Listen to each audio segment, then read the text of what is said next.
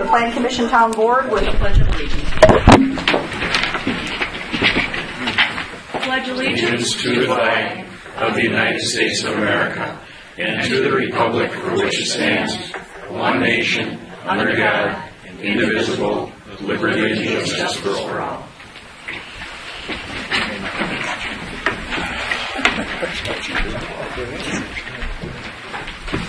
All right, we'll start. Next order of business is citizen comments. The citizen comments are not limited to any particular agenda item or issue. We cannot respond to those agenda or those citizen comments, but anything that you have can be read into the minutes of tonight's meeting. So, is there anybody that would like to speak to the citizen comments section this evening? We will have another opportunity in the town board section as well. So, anybody would like to speak? Last call. I'll just speak. I already have you in, Sam. I do have you in already. Cut and paste. No, I'm just going to say that I'm going to withhold my comments because I don't really know what the proposals are. I know what the proposals, what's on the agenda, but it doesn't really say what Five Diamonds is asking for. So until I hear that, I can't really say, but that's why I'm here. Thank you. Thank you. Anyone else like to provide any citizen comments this evening? As I say, there will be another opportunity during the downtown board session. All right, then we'll move on. Next on the agenda is the approval of the minutes. We have the March 8th public hearing for Walgreens, the March 8th public hearing regarding Five Diamonds, and the joint meeting of the Plan Commission and Board minutes from March 8th. I believe everybody was in attendance for that meeting, except for Brock, but he's not here to move, so we don't have an issue there. So we can take these as a group. Is there someone who'd like to make a motion for approval of the minutes? Is there a second? You have a question or a comment? Actually, there's just a couple of grammatical errors on the C3 document. The C3 document, which is the joint meeting minutes. What page? Page 4. Okay. About 3/4 way down the page, engineers in LA, that paragraph. Yes. The last sentence of that paragraph, where it says graded. Engineers in LA, how that relates to discussions. Just the word graded, the wrong graded. I don't see the graded, though. You're saying the statement that starts The engineers very in last sentence of that paragraph. Whether it's paved now or in section, graded. Graded. Yeah. We're not going to put up here a grader. No. Okay, we'll change that to graded with a D. And on page 13, Okay. third paragraph at the bottom, Yes. Chairman Manson stated how to address the driveway issue. Should be a do. I think something doesn't make sense. Instead of a to, a do. I agree. Stated how do you address the driveway issue? Yes, that's correct. Any other changes? Who did the first? Mr. Flanagan, do you accept those changes as part of your move? Is further discussion on the minutes? Hearing none, all those in favor signify by saying aye. Aye. Opposed? All right. Minutes are approved with those changes.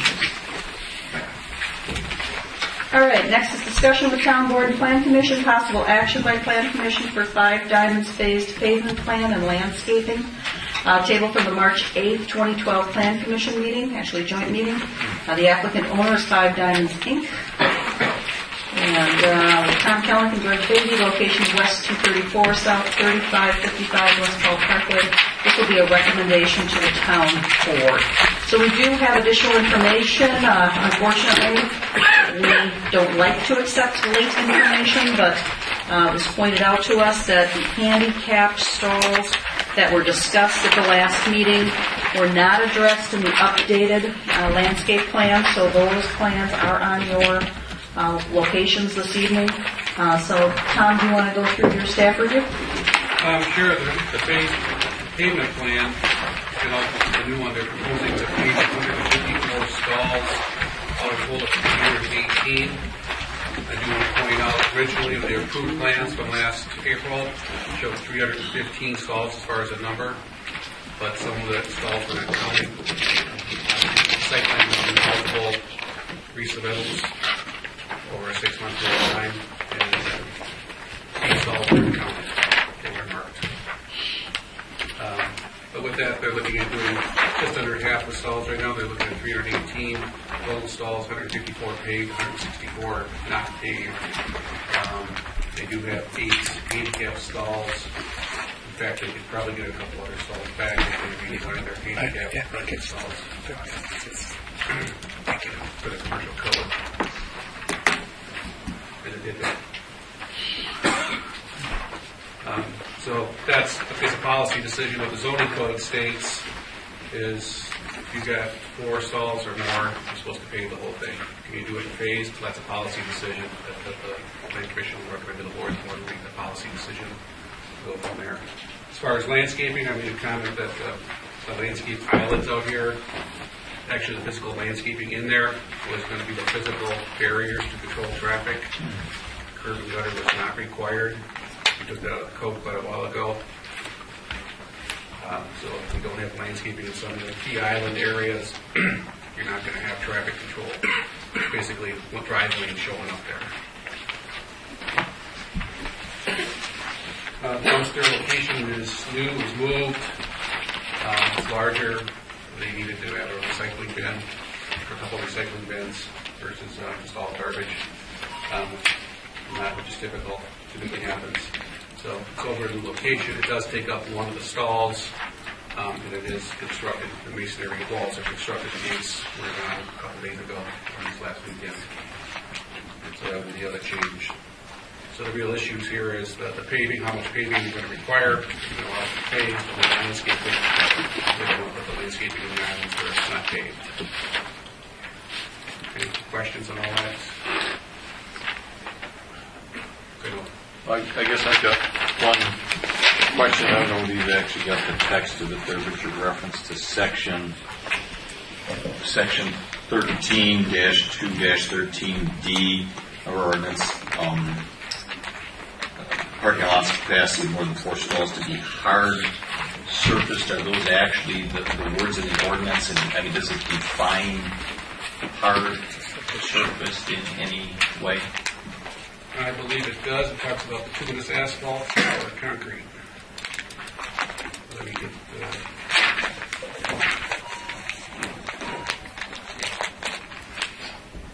any off-street parking area other than provided for residents and a capacity for more than 4 vehicles shall be surfaced and maintained in a dustless condition. Period. Bituminous asphalt, concrete, or similar materials may be used with plan commission approval. Thank you. Any other questions, sir? Sure. You should have my April 2nd letter in front of you. I'll kind of give you the abridged version because it's rather wordy. I met with the design engineer, Jim Malone, about his plan, and he went through a couple iterations with me, and what you see before you, their March 30th plan, satisfies my drainage concerns and my erosion concerns with respect to paving a portion of the lot.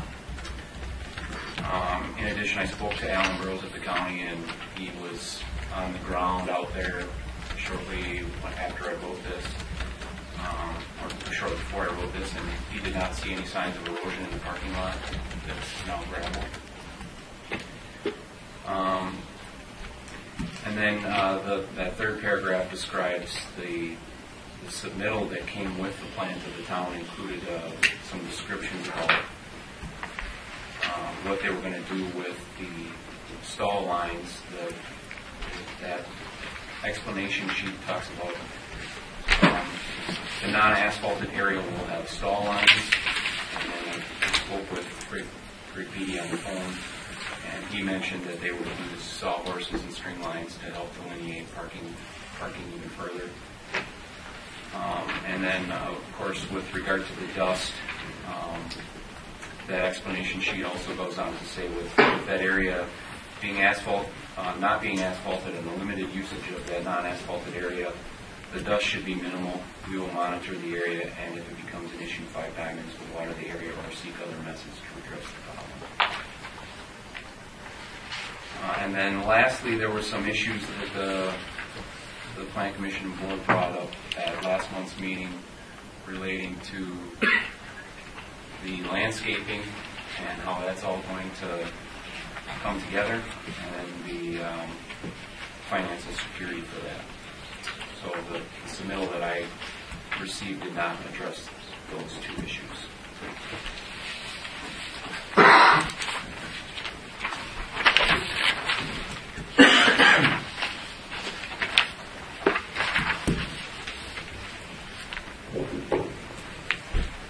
Did I miss it, Tom, or did you discuss the bathroom sizing, which was a question as well? No, I didn't bring it up. I thought the email was pretty straightforward. Concession stand bathrooms were sized for 160 capacity men for use and 160 capacity men for use. We've got 318 out there. Typically, the commercial code designs for not highest maximum use, but the normal expected use. If you've got special events, tournaments, things like that, it's going to be up to the property owner or whatever to take care of their customers. In this case, typically you can see your porta-johns that all together beyond the building code, commercial building code requirement. Other than I think the conditional use precludes the use of porta-johns.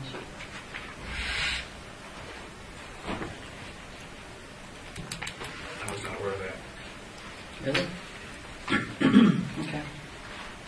So the commercial code says that the bathrooms are based on parking stalls? Projected use of the facility, Okay. not parking stalls per se. So in this case, how are they projecting the use of the facility then? Yeah, what's the measurement? What's the determination of use by number? Well, the way Martin ended up doing it, because it's there, you want to do it backwards. Each stall is designed to serve X number of people. X number of men, X number of urinals. Well, I get that so part, much. but I mean, how do we know that that's sufficient for who's going to be on the grounds at any point in time? I think that was the initial question, right?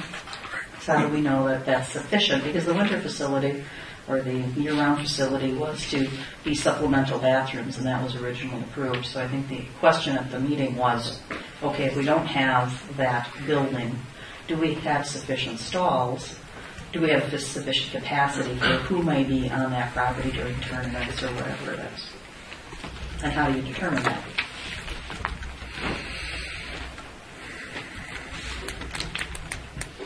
The commercial code only goes so far. How are you going to do a what ifs? It'd be the same thing as a state fair events. They've got so many concession stands, so many bathrooms there at state fair, and they got a big crowd. People just deal with it. You just design for a certain thing, a known amount, and that's the extent that you don't keep going. Well, what's the known amount in this case? Or what are we assuming? Are we assuming it's by 2 people per car? Is that how we're assuming the normal amount? That we would fill up the parking lot? We had a specific requirement for the number of parking stalls that would be required based on a calculation at one time, how many fields, if they were all in use, some time between games, so that people could come in and people could go.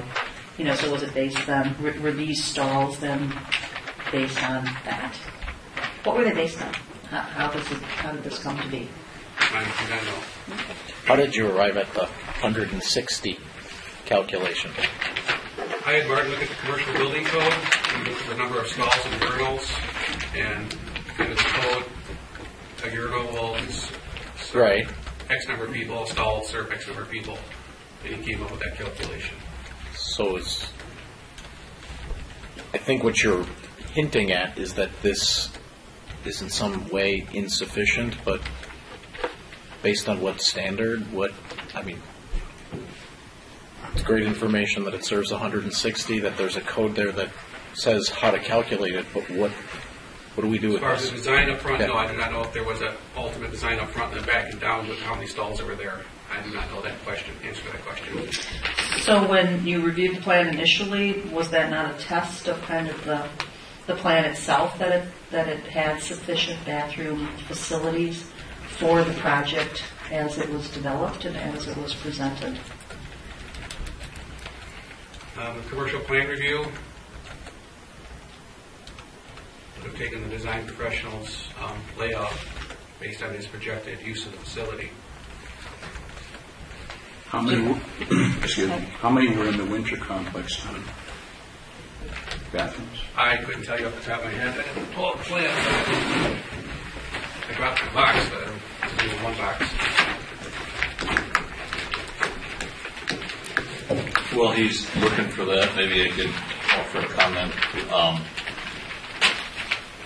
When you're dealing with the building code, which obviously applies to buildings, what you do is you figure the occupancy load, number of people, is based on the size of the building, and it's based on the type of usage of the building.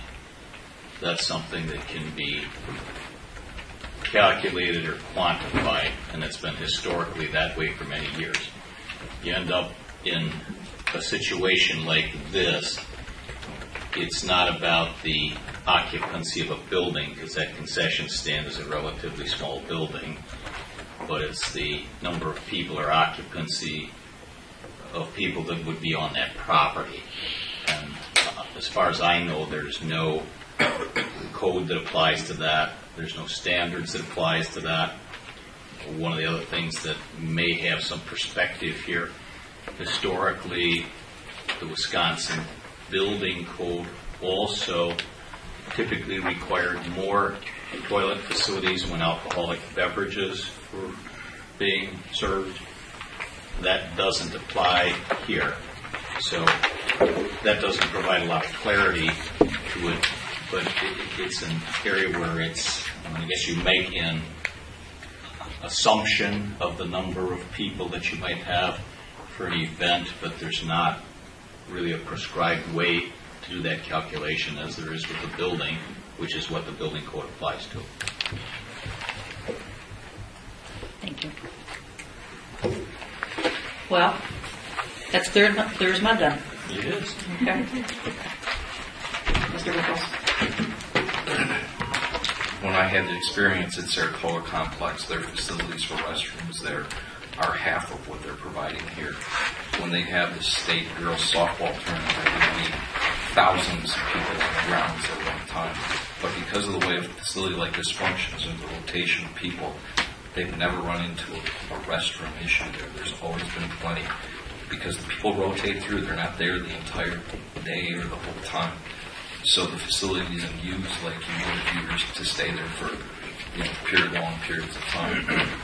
And they've never ran into a problem there. They've never had to bring them forward to John's. The facilities that went concession stand there before that. Okay. Good. Thank you for that advice. Okay, so we haven't talked about the landscaping plan, and that was also to be part of the discussion, right, Mr. DeLacy? Correct. They did not want to install the landscaping in the parking lot islands. Also, Okay. the winter or indoor facility not being built, the landscaping around it would not be installed at this point in time, since there again the landscaping is required due to that building being constructed. Yes. Right now, all the landscaping is in except for the parking lot islands. All the rest of the landscaping is now in. But there was going to be a period of time waiting because of some issue. They got it done. Without disturbing the area and It's in. okay. Okay. So the only thing is the parking lot islands. Is that correct? Why is it funny? What's that? You want to You start laugh when you got it in. There was a significant concern that you had related to getting certain things in. You've represented to us that you could not put it in because you would do damage. Okay. And so I'm surprised that you're able to do it without doing damage. So I'm glad. But there was no plan submitted, is that correct? There's no plan submitted indicating what's been done? Correct, or what's not going to be done. Basically, the wording in their cover letter saying the landscape islands that were not going to be in the paved area, which there's a site plan there, would not be installed at this time. Okay. So it can be easily reduced. Mr. German. I notice on the drawing here also the area that's not going to be paved, there are no lighting fixtures in that parking area. Well, I think all the fixtures are in per the plan, correct? All the lighting fixtures were installed per the lighting plan. I have not gone out and done a field inspection yet, Okay, but driving by, it looks like it's there. okay.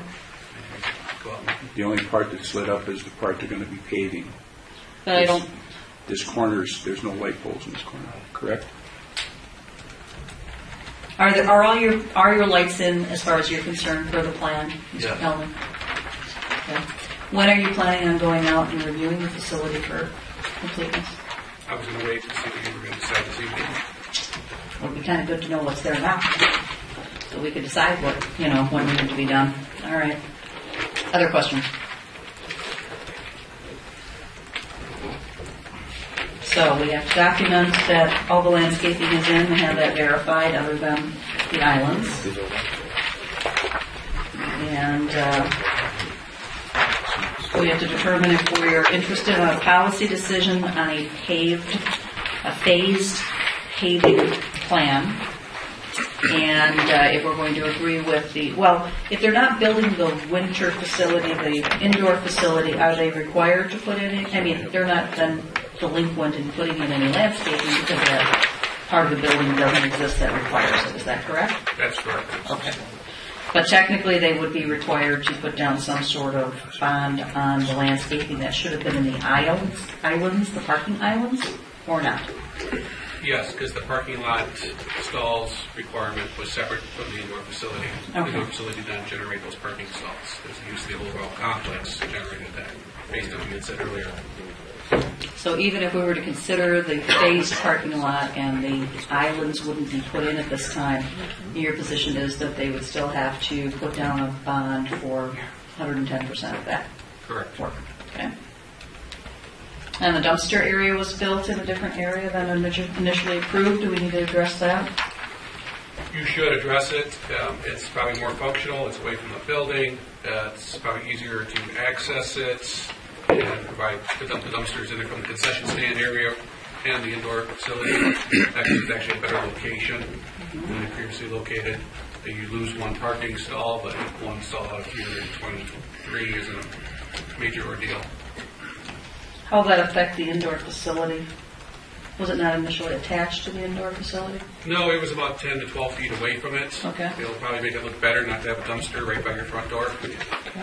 It is a nice looking masonry block structure. Absolutely. Okay, other questions or comments? Yeah, it's a policy decision as I see it, and it's been delineated by our planner related to phased parking. What comments do we have on that topic, Mr. Fisher? I've got a couple of comments. I mean, I'd be willing to consider and enter into discussion here to permit them to occupy with only the portion paved that's designated on the drawing. That said, a couple of concerns about it. Ones that they've addressed. I mean, we did express some considerable concerns about the surface water drainage, and I think Mr. Gianelli spoke to that. I think this drawing before us of April 10th, and assuming that represents the existing as-built conditions or the conditions that would prevail, I think that responsibly deals with the drainage issues. I'm not persuaded that you're going to be able to line stripe that or mark it on that recycled concrete pavement and have that endure for any significant period of time. I also think if we are to consider this, that the town should basically hold all the cards and reserve our judgment about whether or not you can maintain that in a dustless condition. And those are the issues. The other thing that I don't like, even though I'm prepared to accept the concept, I don't like the idea of calling it a phased plan, because if we're going to consider this, I think the town's position should be that if whatever kind of issues arrive with it because of the fact it's not paved, I think the town should be in a position to immediately require it to be paid. So I wouldn't want to weigh in on saying you've got 3 years or 5 years or 1 year or whatever to pay it. So those are my preliminary thoughts. Did you have any comment on the landscaping requirements? Not at this time. I agree with Brian. I went over there, and it's going to be quite serviceable for the first season. And I think that the landscaping issue, it makes sense not to be, your islands in a parking lot, that's not and I don't think that's a concern. They'll get it done as long as we hold their feet to the fire. But I think as it sits right now, it's a serviceable site. And the grading plan was the most important thing, and I'm just looking at these elevations, it looks fine. So the petitioners are prepared to pay the bond for the landscaping that isn't required at this point in time, which would include the islands, but not the indoor facility. Is that correct, Tom? That's correct. Okay. And how do we propose to keep it dust? How do we propose to maintain a dustless state? I mean, what is our trigger? I can tell you I was there yesterday, day before, and there was quite a bit of truck traffic there, and it was quite dusty people coming in. That was also with people coming in through the initial, area, and there was probably quite a bit because they were grading and everything else. I don't know if that same level of dust would appear with the general car traffic, because there's a lot of grading that still needed to be done on the initial entrance. There were quite a few uneven areas, so it looked as though quite a bit needed to be done there. But there was dust. How far that goes, where that goes, it may be a concern. And we've addressed it to some degree in their proposed changes for Five Diamonds, but what do we propose to be our trigger for that dust control? How does that get, if we're going to ask for dust control, what's the trigger for saying we need more dust control? What do we use for the other sites where we have gravel parking lots? For instance, like the church down on Lonsdale, we allowed them to put in a gravel parking lot, which I think they still have. And they have the same requirements to keep it dustless. Just the church we have there. Which Lonsdale? The church on the corner of Lonsdale and 164. Well, they have quite a bit paved. Yeah, they have a gravel parking lot up there too. We allowed them to put in a temporary gravel parking lot, and it's there today yet. Mm-hmm. The And what's the addition? trigger we have there? The addition? Their additional parking area? Yeah. Holds about 150 cars. Mm-hmm. It's up on the northwest corner of their property. I don't know. We're smarter now? Well, I don't know. We Well, I don't have know. it there. I mean- I don't know what the trigger is there. I don't know. I don't know if it was addressed. I don't believe it was addressed. So, we may not have had that particular issue. And I'm not sure they got an original approval for full paving and then came back later for partial, or we had to consider some of those things. And I'm not sure that they're, what they used. I think the initial issue came up with Mr. German because of the recycled, big word, recycled concrete that may add some dust. Is that correct? Correct. So I think that's how the issue came up. I don't know how they finished their parking lot there, if they also used recycled concrete. Maybe they used something that wasn't as dusty. I don't know if they use 3/4-inch TV is what they use. Right. Is that as dusty or No. not as dusty? So we're going to argue about the dust. My question is, if it's dusty, if it's a problem, what do we do? So who's got a bright idea for how we Well, manage the dust? I have a thought here. Okay. If it becomes an issue, we just prohibit them from using that section of parking lot. What measures can they use? They've offered to do dust control. So what measures do we feel are sufficient then if they're willing to do dust control? They mean wetting down the area in some way? Watering the parking lot would be one way, but that's going to create issues down the road. Mm-hmm. Well, we'll probably get rid of whatever striping they had. Correct. So if we're going to enforce this, how else would we go about doing that? Mr. Bansky. Tom, as the inspector, how would you look at that? I mean, you're the one, if we got complaints in that there's dust blowing all over the place, wouldn't we look to you as our inspector to go out and see what you see? And what would you do? Since you're the one that's going to do it. Going out and doing a site inspection, because that's based on a complaint first, or just even a periodic check based on board directive, say once a month, whatever you would set up. If we felt there was dust blowing up, I'd be looking probably back at the DNR erosion control model, administrative codes for some basis on it, but it's pretty tight. Basically, if you've got dust that's actually blowing up in the air and leaving the site, which doesn't take much, they would then be ordered to take dust control measures, which is typically watering the site. It's been a while since I looked former Com 60. They've got like 24 hours to then water the site.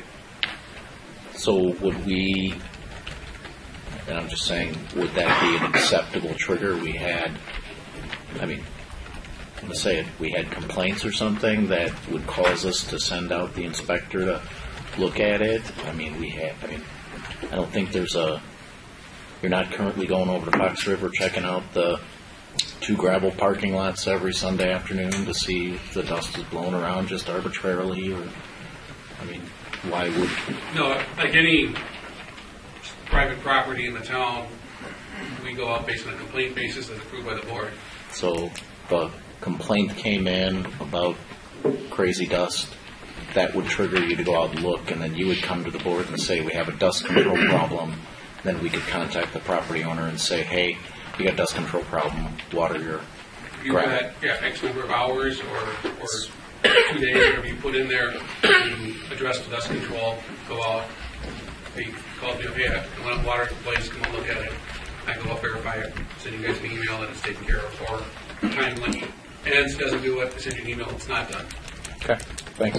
Is that under a nuisance ordinance then, rather than the? It would be under your conditional use permit that you're possibly amending right at this point. Prior to even considering this, the whole thing was paved, it's not even an issue. Right. I guess my concern is we have a CU here. If we're gonna say that we want enforcement, then we have to put something into the CU. That has to be a recommendation by this group, because I don't believe that we have just general nuisance issues. So if the board wants control or wants anything, they're going to have to do an amendment to the CU in order to allow for that type of enforcement. So I leave that out there for you to discuss if you choose to. So they have offered to do dust control. So it's not a question of asking if they want to do dust control. They've already offered to do dust control. We just need to know what the enforcement is going to be as far as the CU goes. The building, they've asked for 3 to 5 years on the building. Is that correct? Okay. My understanding is if they don't build that building in a reasonable period of time, they have to come back in for full approvals again, Tom. Is that correct?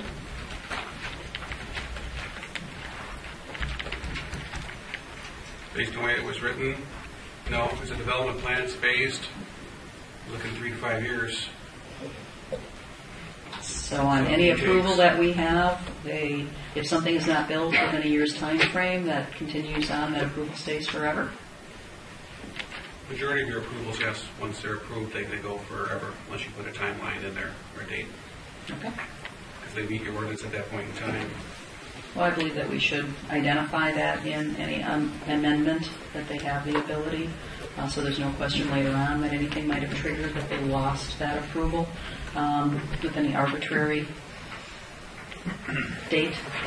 And so if we're approving a delay, I think we should document that so that they have guarantee of it. Yes. Well, Mr. Laskin has his hand up. Go ahead. I believe there's going to be dust, and I'd like to view this as perhaps taking the necessary action to forget the trigger. This is going to be up to the owner to simply make sure that dust doesn't happen. We shouldn't have to decide on a particular trigger. It's just going to be there. Suggestions? I don't know. Perhaps ownership of a truck or rental of a truck that spreads water before the triggered event. A material that could be put down, whether it be some sort of solvent or a light coated tar, I have no idea.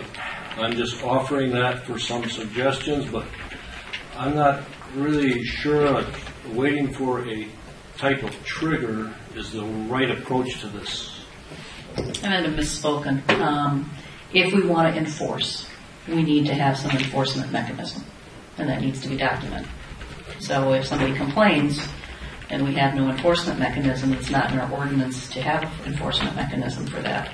We could talk about it a whole lot, but there won't be anything that, as I understand it, we can do about it technically. So, yes, we would hope that the property owners would not create the dust situation and they would be proactive and there would be no issue.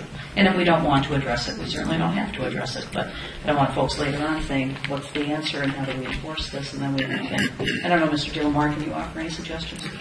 Well, we have discussed this in our office, and Doug Hoper, would you like to come up here and address the proposed draft of an amendment that we contemplate offering to you? We struggled with the question. I left my written copy. Yeah, here we go. Does everybody have one? I think No, this we're came passing in it like out right 3 now. seconds before we started the meeting, so Sure. we're all new to it. Obviously, when discussing these types of matters, there were a number of different items related to the development schedule that we're talking about amending in order to give both the town and the property owner clarity as far as what's being approved, what's being required. What our office did was draft right now a workable draft of what exactly it is that's being agreed to tonight, so that both the town and the developer will know this is what has been amended. And what we did is we have a preliminary list here. The parking lot landscaping shall be completed by a certain date. Dumpster landscaping screening shall be completed by a certain date, again, that you can determine or not at your choice. Unpaved portions of the parking lot will be restriped every blank months. Again, that's for you to decide. But again, giving you and the developer clarity. Five Diamonds agrees to take any steps deemed necessary by the town, by the Waukesha Town Board related to dust control of the unpaved portion. So if you decide that there is steps like Supervisor Laska mentioned that you want the developer to take, if you tell the developer to do it, they're saying, yes, we're going to take whatever steps that you agree to. And then lastly, Five Diamonds agrees to supply the town with a letter of credit for 110% of the cost of the unfinished paving and landscaping by blank. So, and then it's something that can be signed by the developer and signed by the town. Both the town and the developer, again, have clarity as far as what was agreed to tonight, so that everyone knows exactly what the responsibilities of the town and the responsibilities and rights of the developer are. And the one thing that we didn't put in, because we really weren't sure what the policy decision would be the degree to which you would require paving at this point, because it's something that is not clearly addressed in the ordinances. We looked at the section of the ordinances that Mr. DeLacy quoted, 13.2, 13D, and when you really look at it, it talks about a subdivision development, and in reality, this is part of a subdivision development. So you have a very unusual situation at hand, and your decision is left in your discretion because you have granted a conditional use permit for this project to go forward. Just one more point, too, kind of getting back to Supervisor Laska's comment about no need for a triggering event.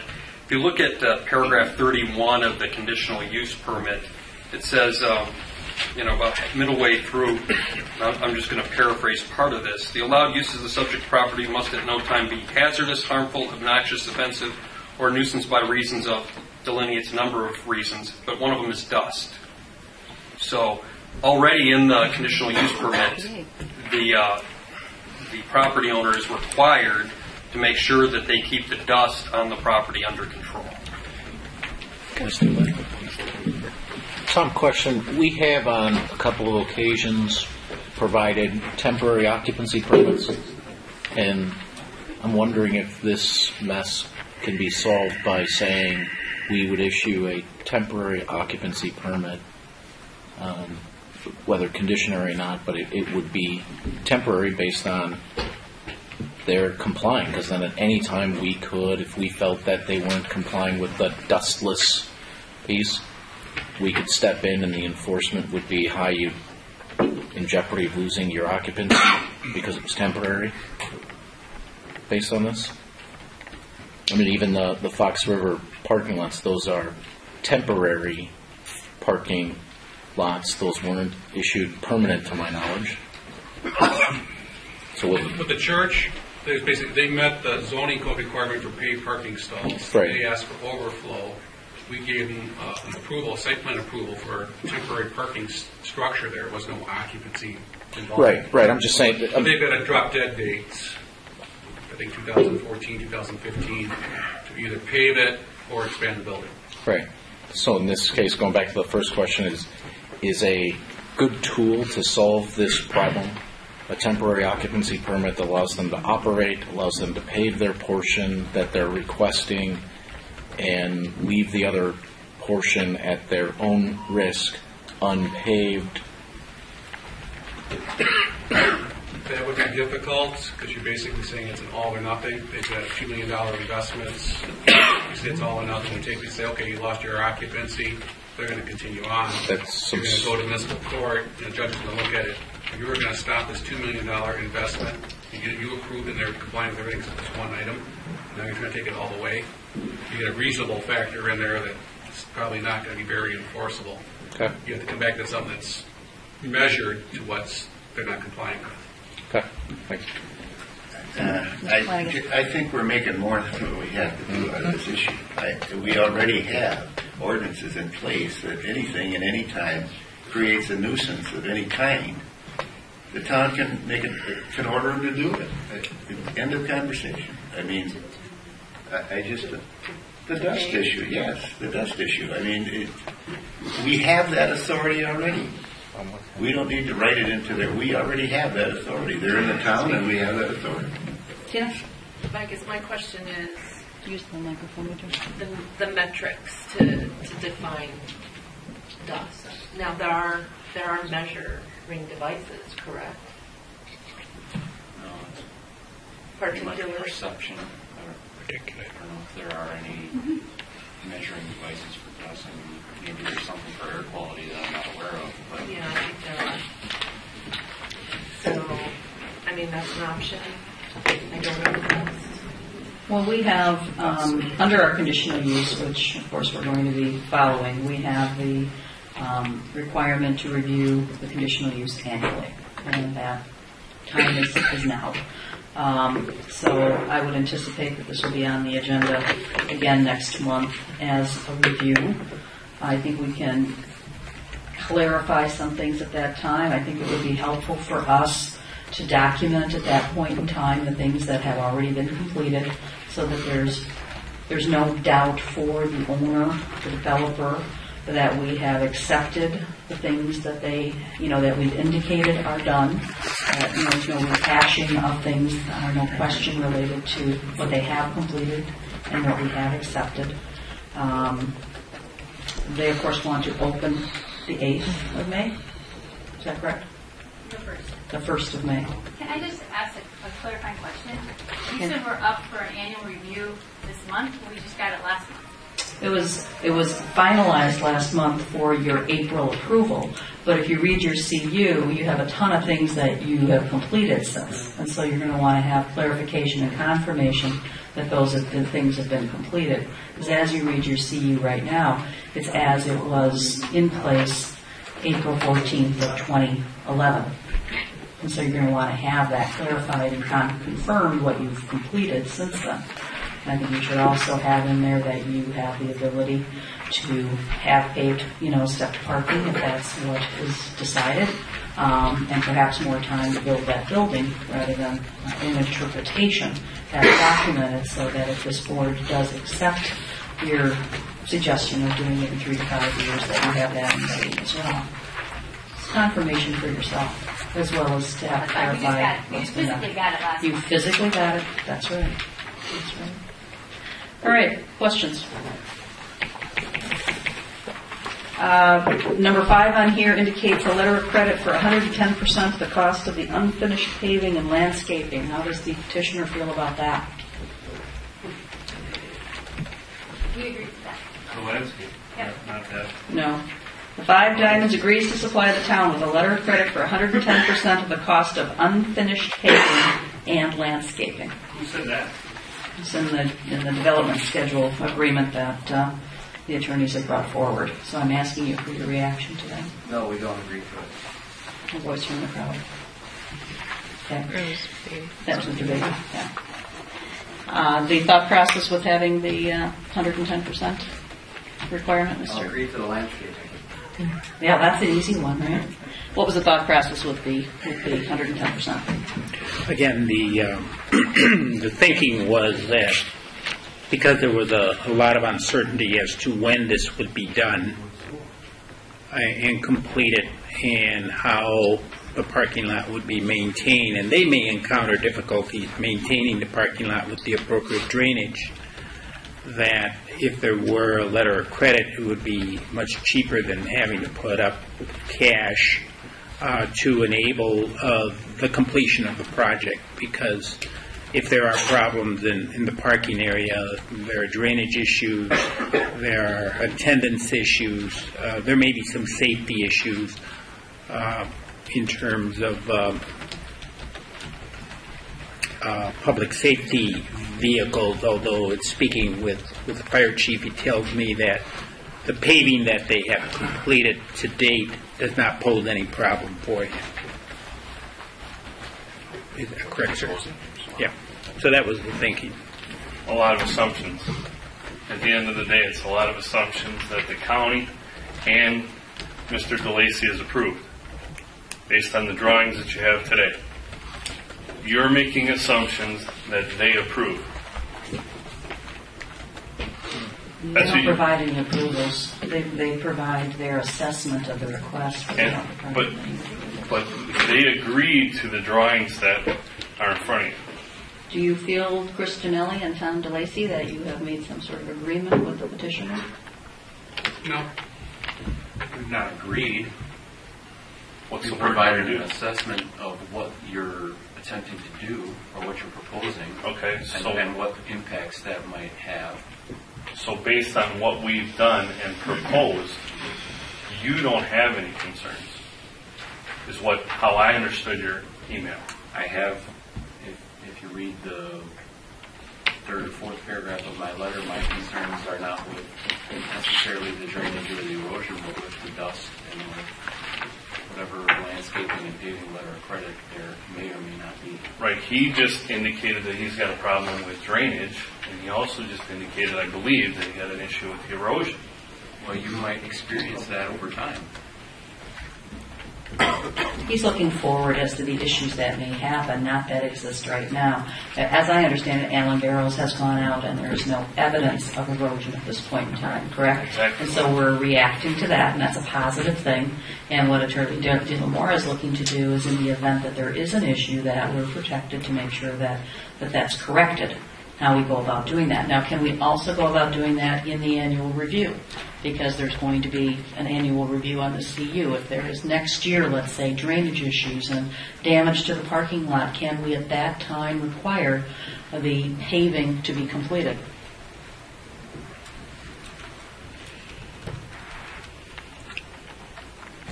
Yes, provided you make a provision to that effect here.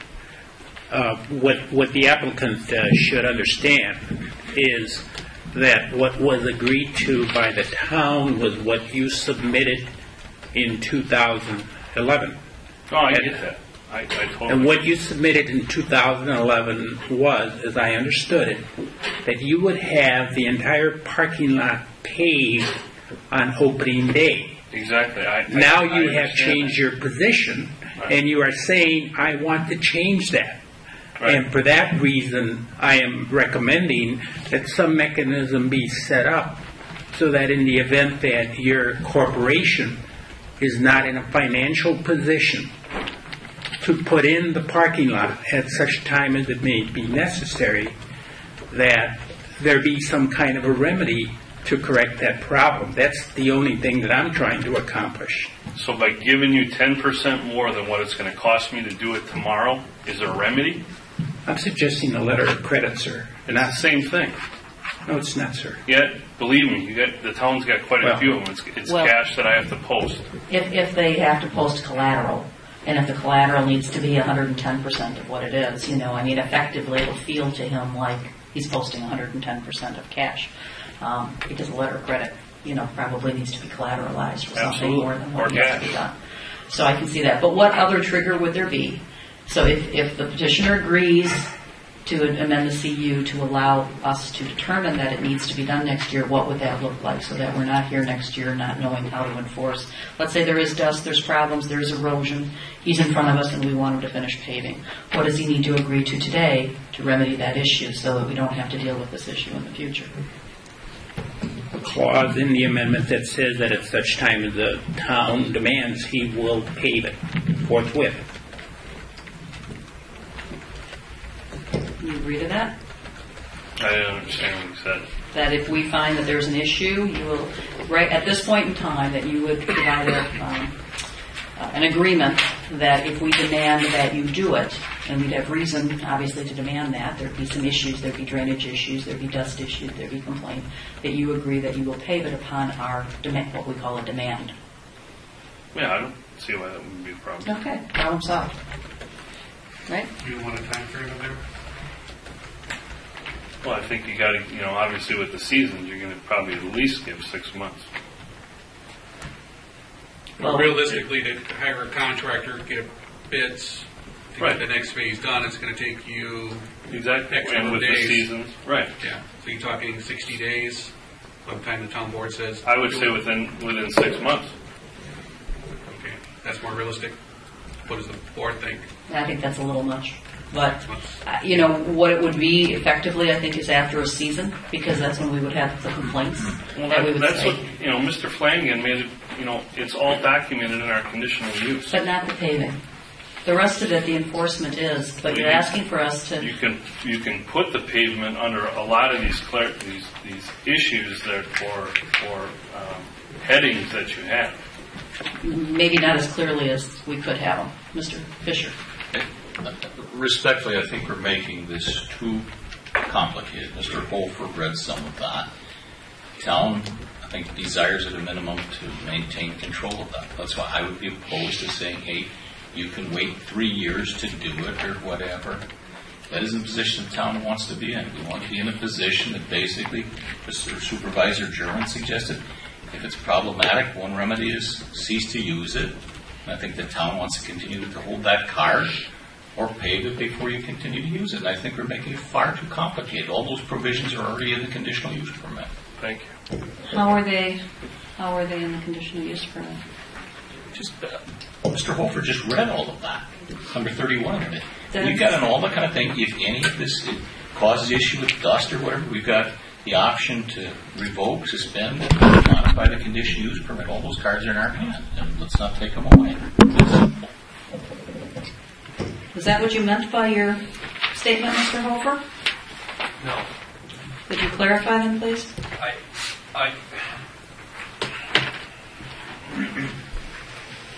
It says the allowed uses of such property must at no time be hazardous, harmful, obnoxious, offensive, or a nuisance by reasons of, and what point we're getting at is dust.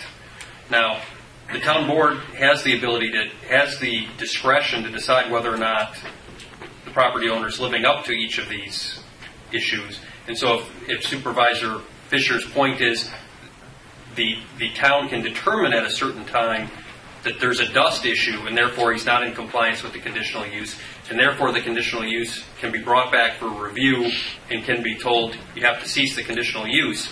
If that's your point, then yes, I agree with My that. point is, it's like 3 or 4 paragraphs down from there. It explains exactly that procedure.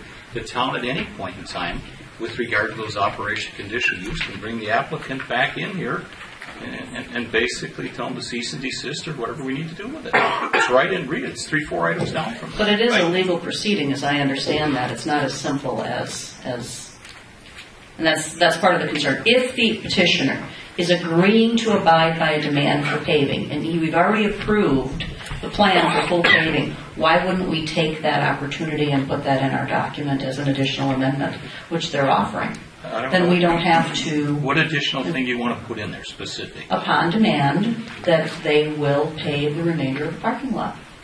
Period. The time frame, though, would be, what, 3 months, 6 months? So they're going to go We through can talk about that. We can talk about what that is, what the trigger is. If it's 60 days, I think Mr. DeLacy had a good point. Well, keep it clean, though, if we prohibit them from using that parking lot until it's paved. Just shut the parking lot down. How do you enforce that? Brian just pointed out how we would enforce that. Clause 31, we'd call them that they're not complying with the conditional use permit and that the permit cease to exist. And that's a town board action. But it's not that simple, folks. Go ahead. Well, I guess, understanding the points that were made, I think if there's some sort of language that says if the town demands it, the paving will be done in a certain number of days, I think it's going to add clarity for both the town and the property owner. Because for the property owner, if the town decides that there's a dust issue, if their only remedy is to say you have to cease your use of the property, I don't think that's what the property owner wants either. I think the property owner has said he's willing to put in pavement within a certain amount of time if the town demands it. And I guess from my standpoint, as the attorney who would probably be doing the enforcement action, I don't know that I want to go to a court and ask for an injunction to have the conditional use stopped if we have a remedy that all parties are willing to have expressly put in the conditional use. It seems to me that would be simpler for everybody. I don't think anybody's trying to shut the complex down. But that would be our remedy. But that's the remedy that we're suggesting. So I think since the petitioner is willing to accept the remedy of doing the remainder of the paving upon demand, let's say a 90-day date to that from demand to paving within season, so that we can, and we'll document that. And make no mistake, if we don't have that language, if we want them to stop using the complex so that they are forced to put in the paving, we have the ability to do that. In court. In court. In court. Not otherwise. In court. It would just be the one parking lot, not the entire complex. No, because it would be... You have to pull the conditional use. You can't just shut down the parking lot. Folks, they've already gotten, their plan was approved for full paving, okay? That's what we approved. We're doing an accommodation for them to do partial paving. They've agreed that upon demand that they will do full paving. What more is there to talk about? Right? Can we move on? Get a motion. Okay. Well, we have to do the whole thing. So, all right. I've heard from Mr. Fisher that he does not want to agree to any specific time frame for that paving. Is that correct? That we don't want to be tied into a particular time frame? Yeah, I mean, it has to be, if just as a what if, we pass that tonight, we say you got 90 days, and that'll be so. They start out the 1st of May, and we've got a god-awful problem with dust. Do you want to wait 3 months until it's made black? I don't. Okay. What's your date? What's your number? I'm not using 90 days. Okay. I wouldn't put time on it. Must be, okay, well that was the original. I think Mr. Lacey offered the additional time, so must be paved upon demand. Is that what we're doing? Okay. Or, can I just, or they control the dust. We're only going to make the demand if they're not controlling the dust. I mean, let's be clear. In there. I mean, if they can run a water tank out there and the dust is okay for a week and nobody's using it, I mean, to me, nobody's going to. There will be no issue unless there's an issue. So the issue is dust. The issue is erosion. It's Alan Barrows coming over and saying there's a big problem. It's that kind of enforcement action. It's that kind of a trigger that's going to get it here, right? It's not going to be somebody just saying, oh, I think they should spend another $100,000 to pave. And I think we can be reasonable in that assumption, that if we're demanding something there, we have good reason for it. So, would you accept 30 days because they would at least need that amount of time to gear up, Mr. Fisher? You can't possibly get a paving company there in 30 days. No way. Who has an opinion on Well, that? he's correct. At this time of the year, in particular. So what's the proper time frame? To do it as fast as humanly possible, what's the time frame? Well, you can't, Angie, you can't make this. They can give some time frame. 30 days, 60 days, 90 days. Someone give me a professional time frame. I don't know, I was kind of in favor of the 90 days myself, but. I think, Mr. Fisher, there's probably some limitations as to what they can do as far as jumping through hoops. You know, even in their best intentions, they may have some limitations in what they can do. I mean, I like to, I guess. I understand Mr. Fisher's point. You know, if there's a dust problem or erosion problem, you want to solve it right away.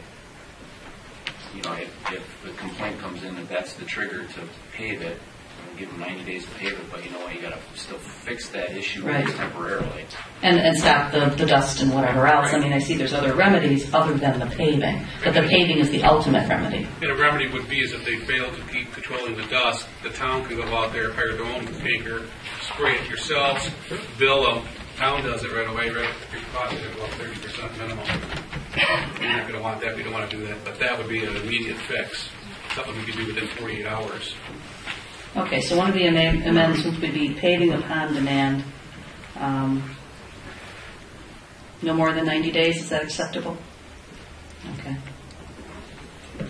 Landscaping, we've agreed at 110% of the landscaping in the islands. Dust control has been dealt with. Building time frame, are we agreeing to the 3 to 5 years? Yes, okay. And we have a full review next month. Do we want to follow the development schedule to identify when things are going to be done and amend that? Is this a good idea to document what the agreement is this evening? They are required to do a development schedule per their condition and use. They didn't provide a full development schedule, would be my assessment. Is that correct? They did a quick email. That's right. So this at least documents what their development schedule amendment is today. The parking lot landscaping shall be completed by, is there even a possibility of that? If we don't really have a date if they're not doing the islands, that's the only landscaping that's left. So it would really be upon completion of According to their their document, it says where there's going to be paving, they're going to do those islands as soon as the paving's done. Right. But the parking lot landscaping that they're paying 110% on are those islands in the area that's not going to be paved. Right. Okay. So maybe the parking lot landscaping shall be completed by full asphalt completion rather than a date? Okay. Dumpster landscape screening shall be completed by? When are you going to have that done? April 30th. Unpaved portions of the parking lot will be restriped every so many months. Does anybody have an idea how long that striping is going to I last? don't think you want to get involved in that. I mean, it may not last 3 days. Exactly. Well, this is what's in the document. I'm throwing it out for discussion, not as a recommendation. I understand that, but maybe, I mean, if As these are necessary? modifications to the agreement and everything, are we taking this up with the annual review the next time? Our agenda speaks to the 5 diamond spaced pavement plan. Are we getting a little bit beyond some of that tonight? No. No? Okay. Because please understand, we're not trying to steer the outcome here. I sat down with Doug and we looked at the communications and the application. And within those communications, there were discussions about how they were going to demarcate the parking lot. And with all due respect to everything that has been said, we didn't anticipate the discussion. We merely wanted this to be a checklist so that if the board and the plan commission is in agreement with what you have indicated, this sentence could be completely stricken and there would be no problem. This is merely a discussion draft because we felt that there are some lingering issues and you needed a frame of reference. That's the only purpose of this. how would we, Mr. Fisher, how would you, we'll go back to triggers. So if you feel as though the striping would need to be done, and it's 3 days later, how do you feel that should be addressed? That they shall maintain the striping on the parking lot. Period. It's real simple.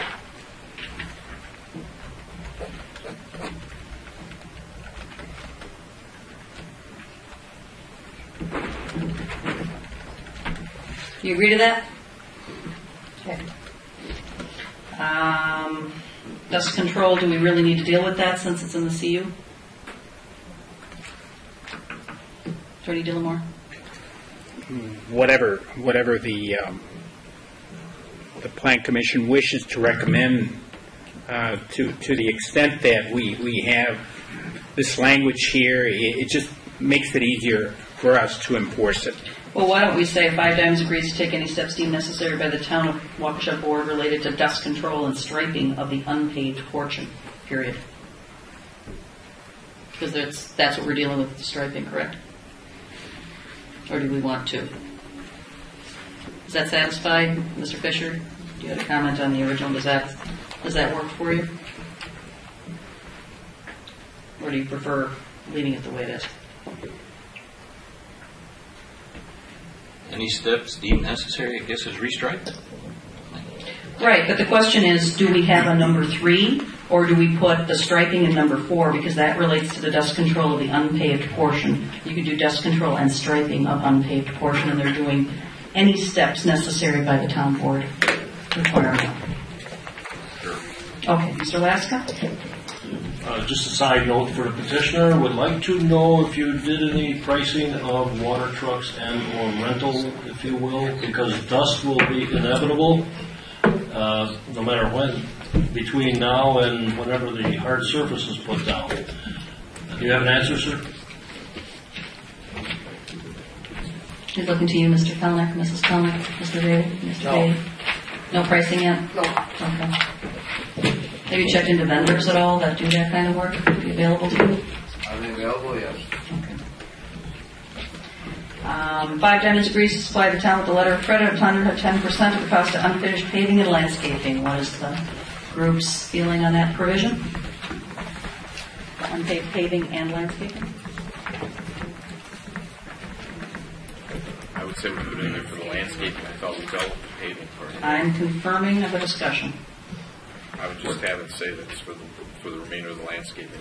The unfinished landscaping. Right. Is that correct? Right. Landscaping?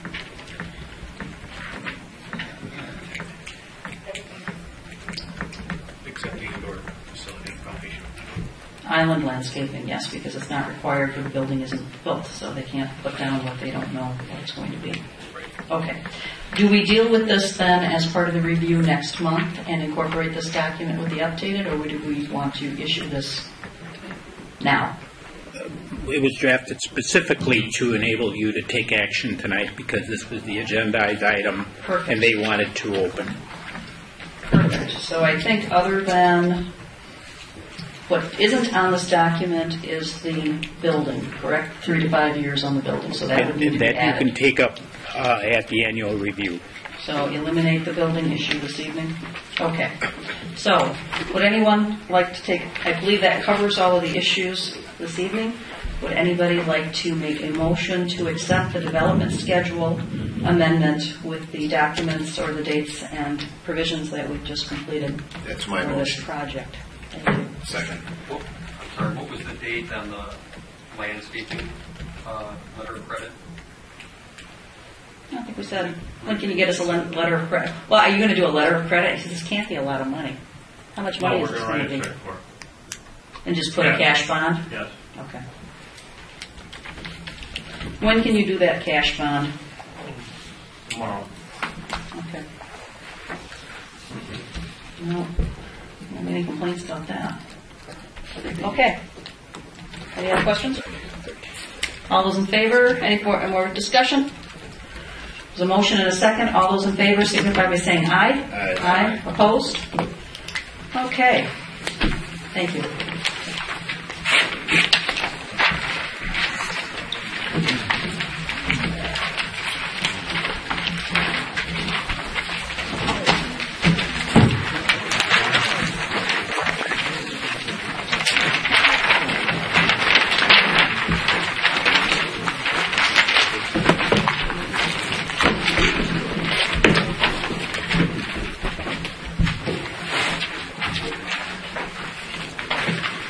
thing on the agenda is Walgreens submission.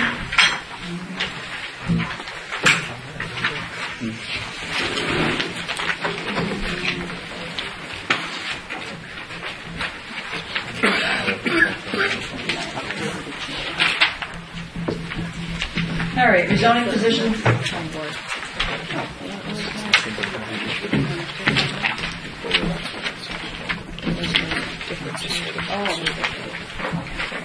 That's okay.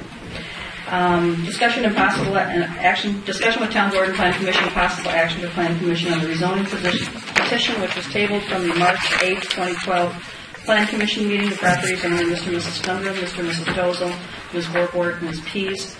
Developer is Mark Lake of Cummings Commercial Development. Location is Genesee Road and Sunset Road. This will be a recommendation to the Plan Commission. So, Mr. DeLacy, would you like to start? Sure. I mean, the number one reason they were asked to get some more information, to bring back basically a map or a picture, was to show the possible right-of-way that was taken away from the development site at Sunset Drive County, in essence, was expanded for the future Waukesha West bypass. They did submit that information and showed the existing right-of-way line and the proposed right-of-way line and the 50-foot setback along there. It does not impact the buildings at all. So even if they're taking away the right-of-way that would be taken away, would be still outside of their current property line. There's still sufficient right-of-way there. Tom, for discussion, I think we officially need to untable. Is that correct? Yes. Okay. Do we have a motion to untable this matter? So moved. Is there a second? All those in favor signify by saying aye. Aye. Okay, sorry, go ahead. So that was, I guess, the biggest issue, to see how much right-of-way would be taken away from there. And? It would not impact the buildings or their they've already taken that into account in essence.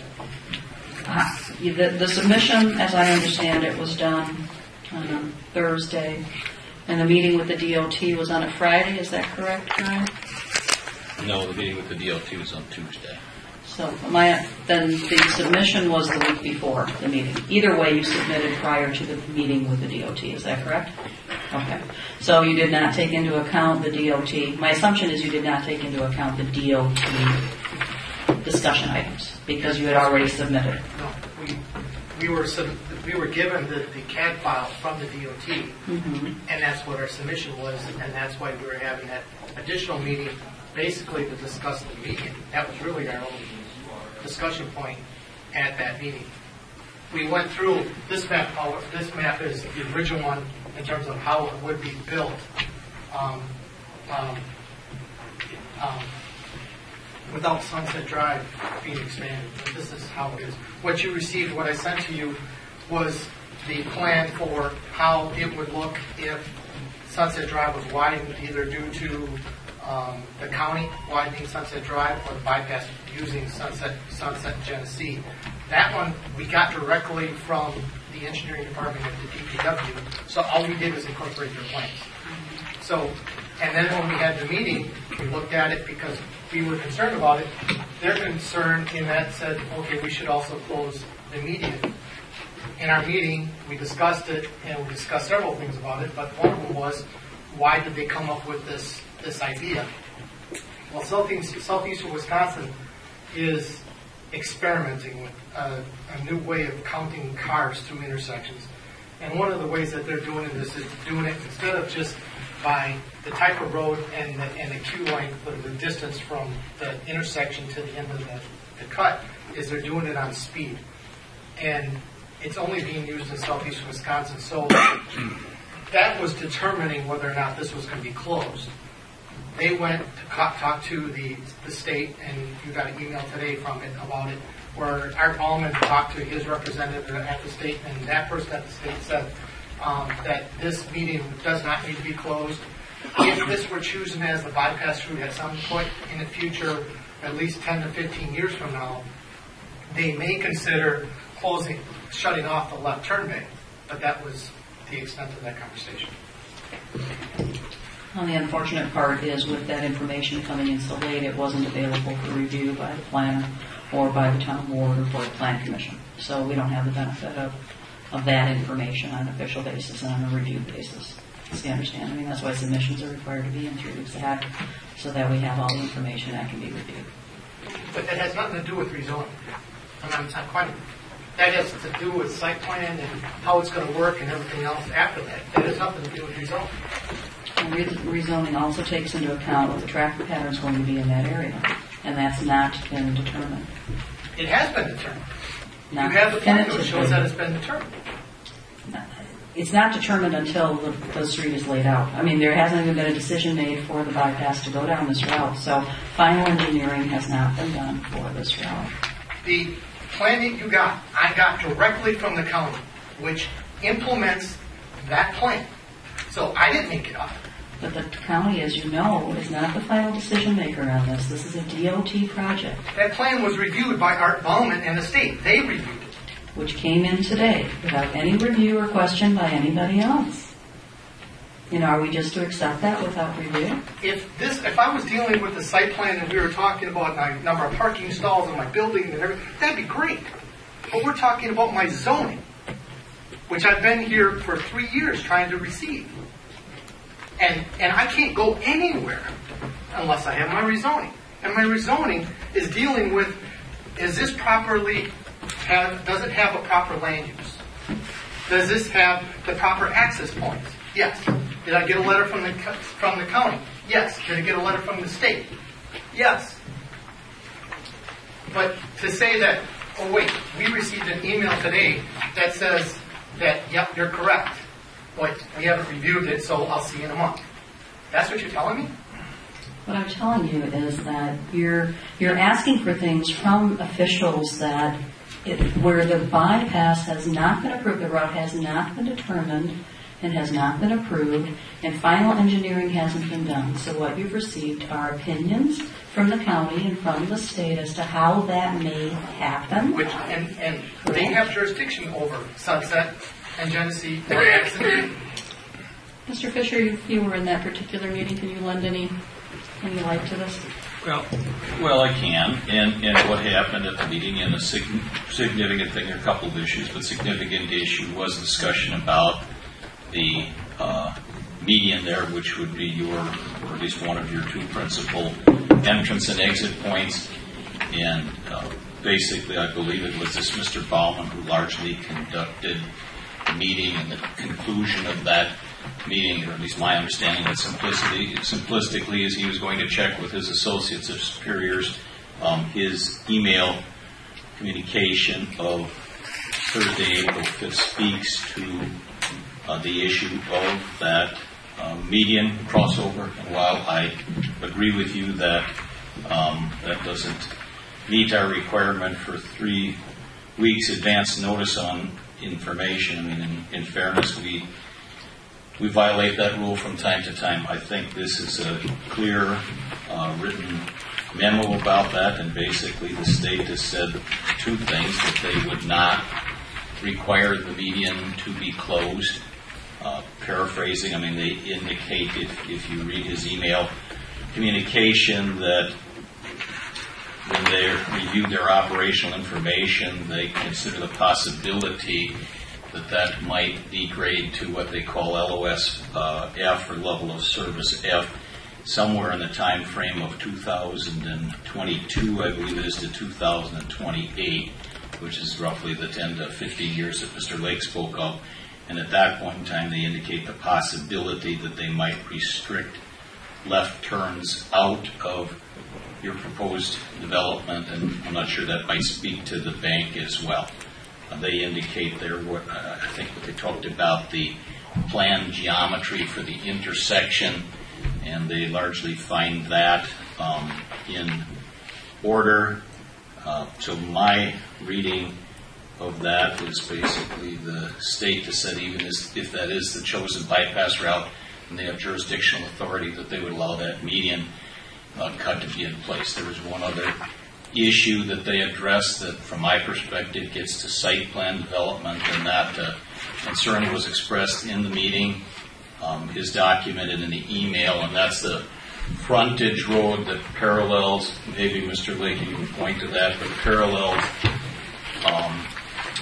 County Trunk Highway X there. They have a concern about the proximity of that to the driveway entrance or exit, and they think that has safety implications. So there was discussion about whether that frontage road gets cul-de-sac or whether it's dragged back through your development or something, so there could be some distance to stack several cars who would be exiting, so that people who were trying to get in at that entrance, particularly I think people were going southwest on County Highway X would then extending out of the pavement. So that's an issue they spoke to, but they have clearly indicated that they will allow that median cut to be in place.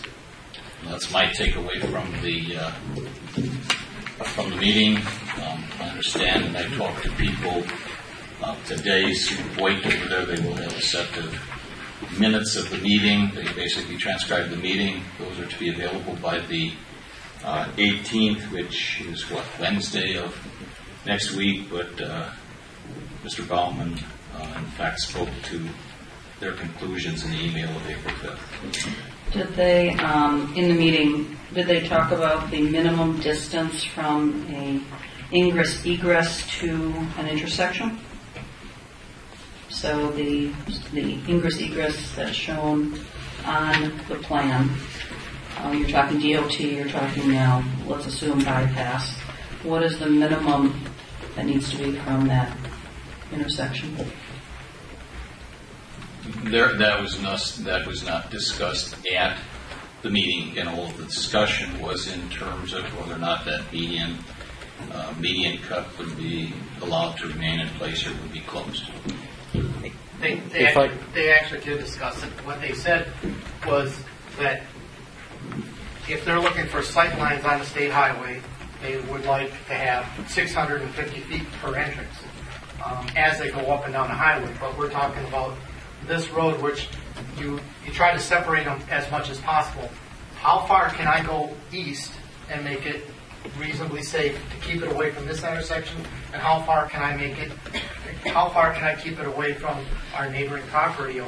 That doesn't say that. That in and of itself is the fact that I'm allowed to have an access point, and because it's within 650 feet or whatever the number that was, doesn't make it not right. They would still grant an access point, which is, this access point is the one that was granted or approved or recommended by the county, and is already looked at by the state, because that's their plan.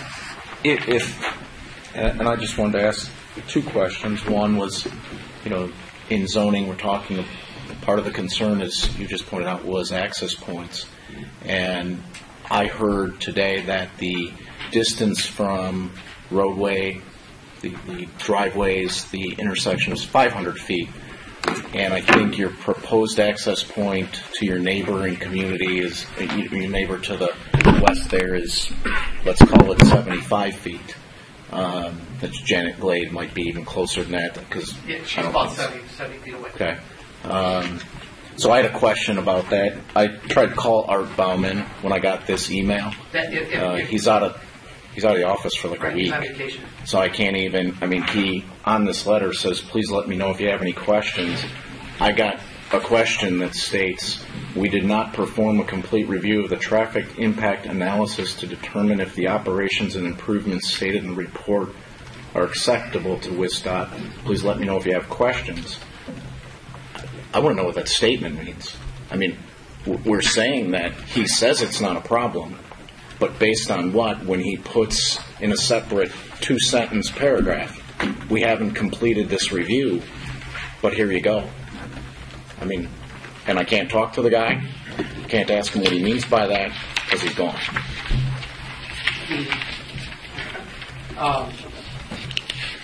This distance, the DOT would love for us to be 500 feet away from their intersection. That's really their only controlling factor. When you start getting into, okay, how many access points do you have on a state highway, they will control that. Right now, they have said that these 2 access points are fine. And they said that we will not impact their system at all. They said, this median is fine, that access point is fine. The detailed geometrics of it, the pluses and minuses, that where exactly is that curve, that is what he's talking about.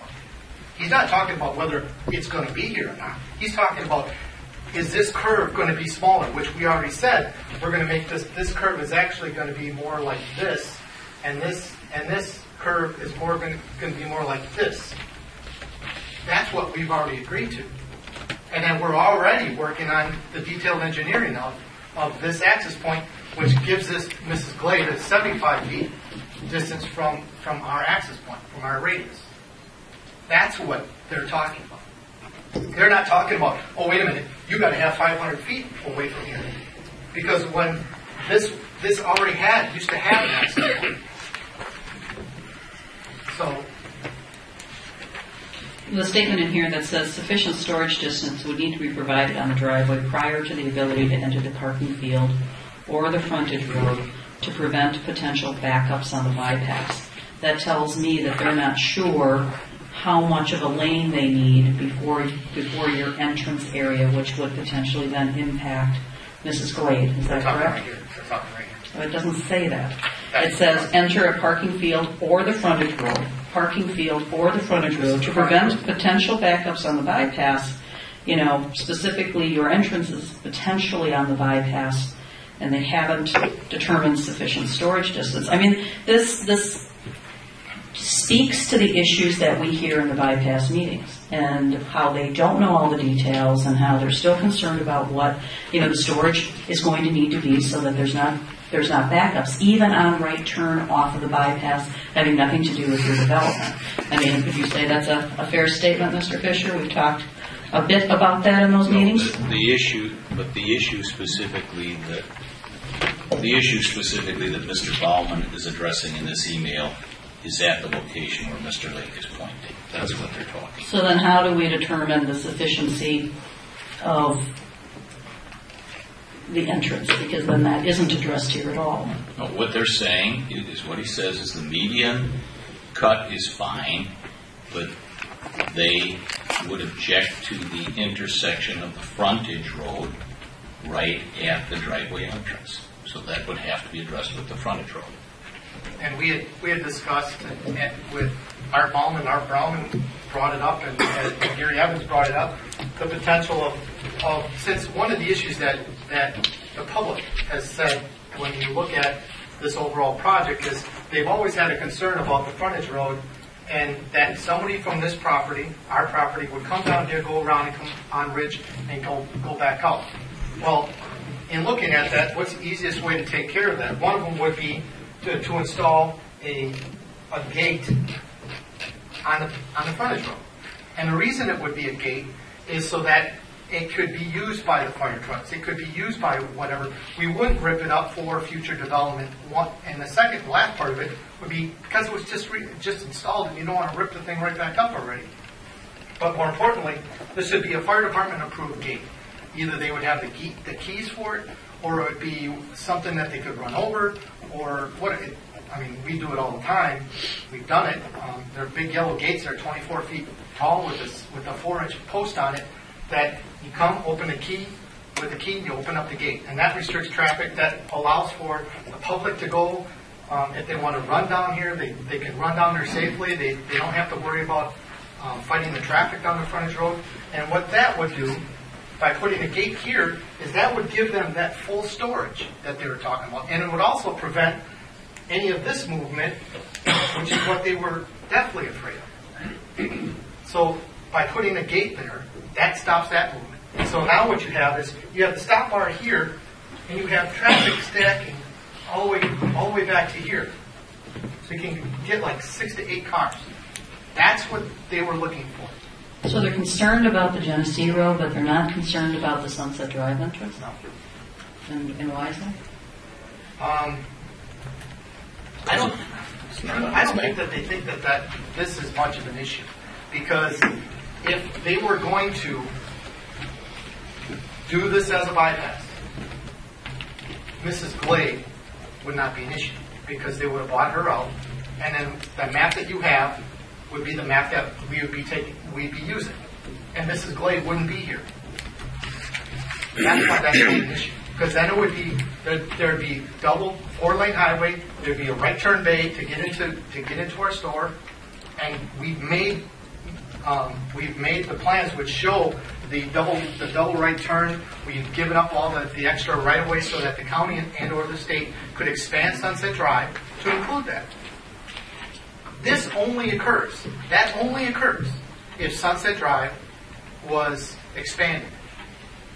That's when there would be a problem. Because right now, we don't have that serious traffic issue.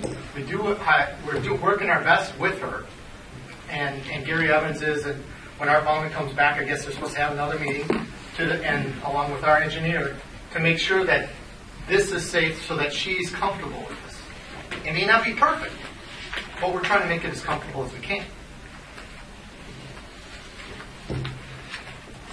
I have a question. I'm looking at this. Through the years we've developed land, we always were asking for the zoning. And that's what they're asking for. The fine-tuning of whatever goes on that land is after the fact. And I guess we're kind of putting the horse behind the cart on this one. Your zoning allows them to do a lot of the things they've done already. And I think they've gone out of their way to do a lot of the things and assuage all of the fears of this thing. Because the intelligent use of that corner is what they're proposing, or somebody else would propose, or whatever. So I'm wondering why we're worried about a rate that's going to occur when we haven't even got the zoning approved yet. There are implications with the zoning change for the bypass.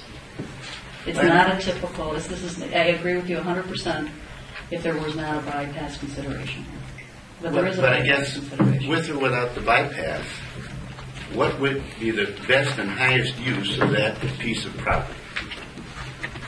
And I just don't understand. Common sense dictates. Common sense does dictate, and that's why it was changed as a land use, potentially. I understand that. That's my whole point. We changed it in a land use plan. Right across the street, we have commercial zoning, and I don't understand why we're not approving the zoning when we have somebody here that's willing to want to do something with the zoning. Now, we don't lose control of what he can do, even after the fact. I'm not sure that's completely true when it comes to access points. Well, I think it does on the side. Access points, if it's a bypass, the state and the county are going to control that. We don't have control over that anyway. But if they have to take away something, there is a financial consideration that might drive where they put that bypass. And should we be in a position to change that? Because that's one of their considerations in the route that they take, is what their cost and evaluation is for the property that they either need to purchase. And property that is commercial certainly has a higher cost and value to that. That may be a consideration in this as well. I mean, we have to look at the reality of what that means and how they've looked at the EIS so far. We're concerned about what the state is going to pay for land. I don't understand that. We would potentially be impeding their decision-making on where the bypass goes. Do you want to be involved in that, basically, when we're so close to where the bypass decision potentially will be, if we decide to support the bypass or not? I mean, Joe, you're familiar with this issue. I know you've spoke on it before you were on the board. Number of times. If the environmental impact study, the study for the bypass, undertakes that this land has a commercial use with a proposed Walgreens with a 75-year lease, this land becomes extremely valuable, and the buyout of it has a much higher price tag than a non-owner-occupied home. And that would be a factor that would be presented in the ultimate determination of Route 1 versus Route 2. They will certainly describe that the cost factor of going down Sunset and over to Genesee would be at a higher cost because they would have to make whole a property owner who purchased the property, had the zoning changed to develop a business venture versus a home. They would then say, but we have this other route, which goes through this conservancy area, goes through this golf course route that is cheaper, and that becomes your path of least resistance. Change this corner, you change a dynamic within the bypass conversation. I don't understand.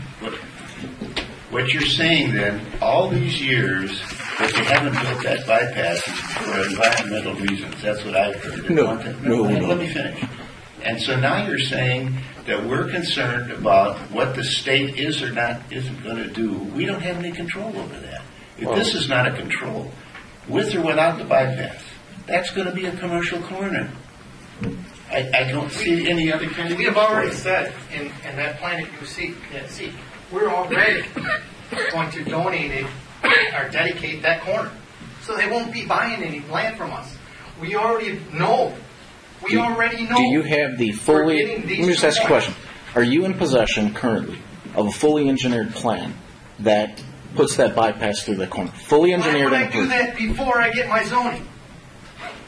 I don't know why you entered into the contracts, why you did what you did. That's your decision.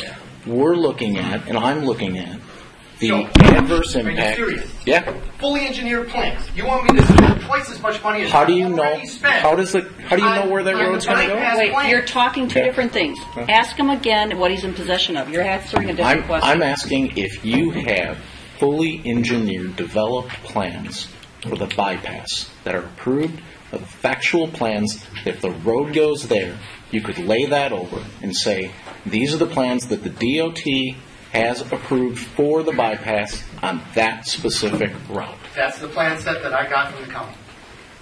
That's what's included in your packet. And that's approved by the DOT, and that will be in the study that they'll present at the public hearing as the route for that. For Sunset Drive, yes. I mean, it won't show, I guarantee it won't show the Walgreens on there. There's no reason to. But having said that, it's a 4-lane road. And so the 4-lane road, we're incorporating the 4-lane road. We're incorporating the 4-lane double right turning movement.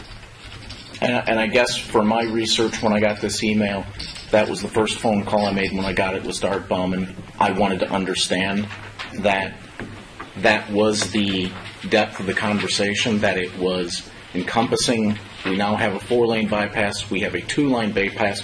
We have no bypass going through there. How does that impact what you're proposing? How does that impact the decision on Janet Glade? Because if nothing comes through or a 2-lane comes through, Janet's going to be there. I don't see anything that addresses that. It's a valid concern.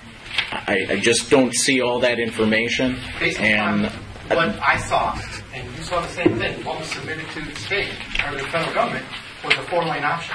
2-lane option wasn't even submitted.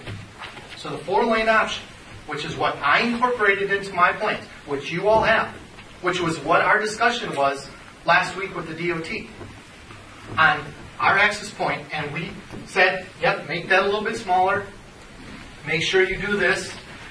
That's what all that was about. And as you and Brian have pointed out, this letter is only addressing one half of that property, and it doesn't address the other half. And that's the half, quite honestly, that I'm more concerned about.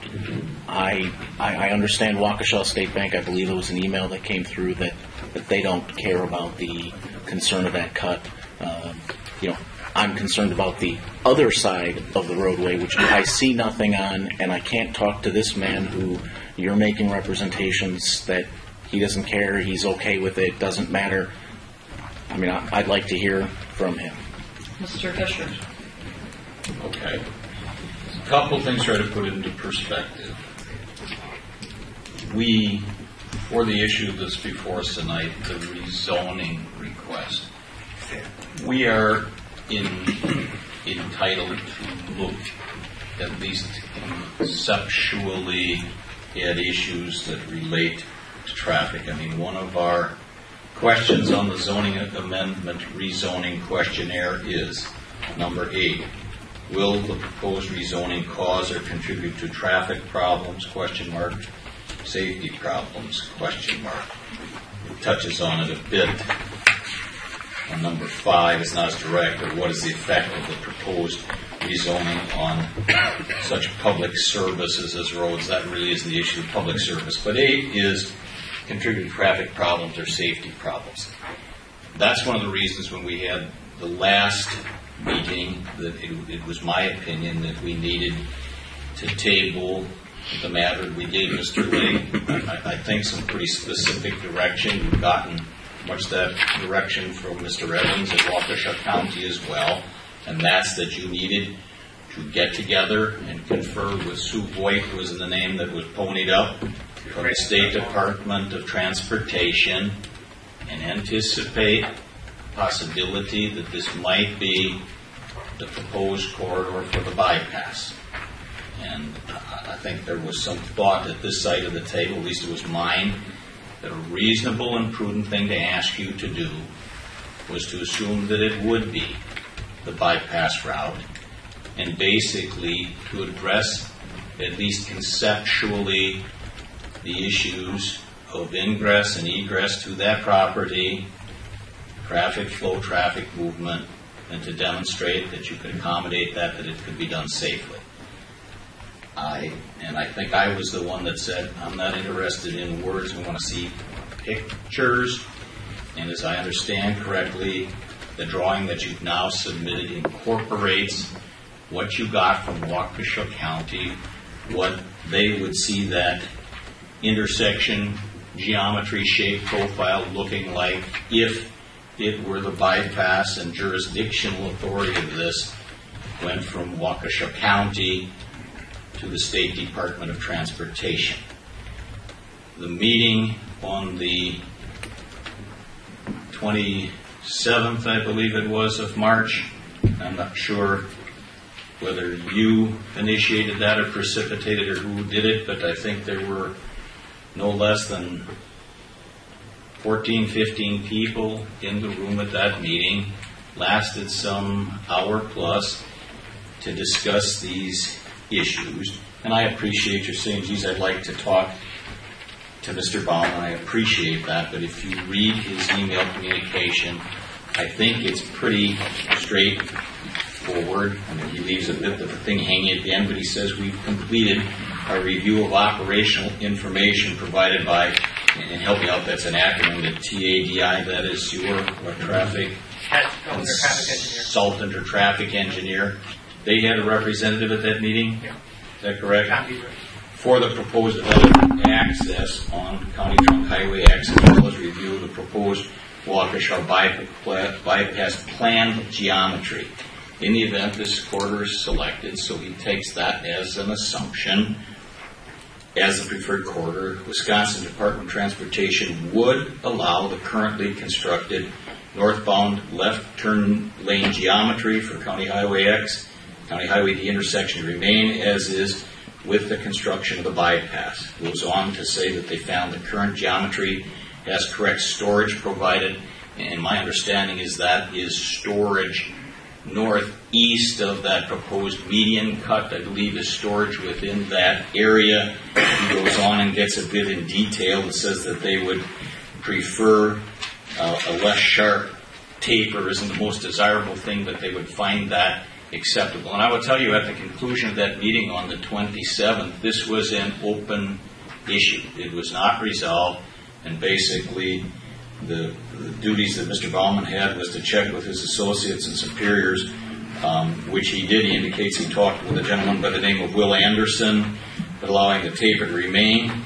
They decided it was so, and he basically says that this may end up being problematic 10 to 16 years from now, depending on the growth and volume on County Trunk Highway X. And he said at that point in time they may restrict that median opening to left-in movements only for both sides of County Trunk Highway X, so you wouldn't be allowed left turns out at that point in time. Again, we talked about it. They raised the issue about concerns of dealing with the issue with the frontage road because they don't want traffic backed up going southwest on County Trunk Highway X. I believe they addressed those issues with sufficient clarity for my purposes to say that that's acceptable. And I think I certainly don't need to speak for Mr. Lake, but had they not come down with that conclusion and said it would have to be closed, I suspect that puts the viability of your entire project in jeopardy. And that's not our concern at this side of the table. With regard, and there are certainly issues with Ms. Glade's driveway and proximity to it, I will even tell you as one part of the meeting, the discussion there is if that is the selected bypass route and the county is proposing to take the preliminary plans on that, then it would be a state highway, take significant additional right-of-way to the south. You've incorporated that into your current site plan, is that correct, Mr. Lake? The one you have, yes. At this point in time, the one that we've got, if that were to come to pass, those residential properties on the south side of Sunset Drive are going to be acquired, and they're no longer going to be residences. So at that point in time, the issue is a moot point. I do know, and I've talked to Mr. Evans, there are, I don't want to say issues, but things to discuss and resolve. If it's not the bypass, the proximity of that proposed right turn in only, right turn out only access point at the northwest corner of the site in proximity to her driveway.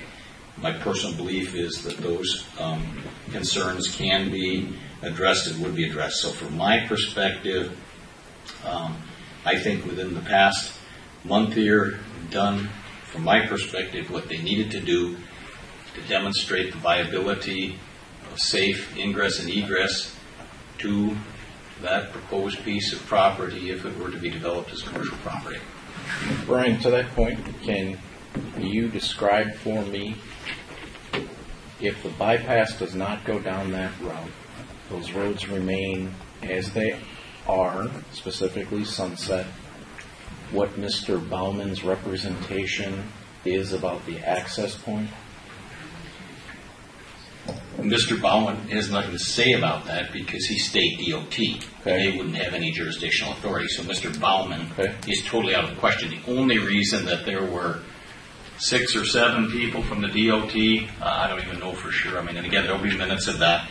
Those people at the meeting is with the assumption that, or what was given to be assumed at that meeting is that this would be a bypass route. If it's not, well, that's off the table because it's then all under county jurisdiction.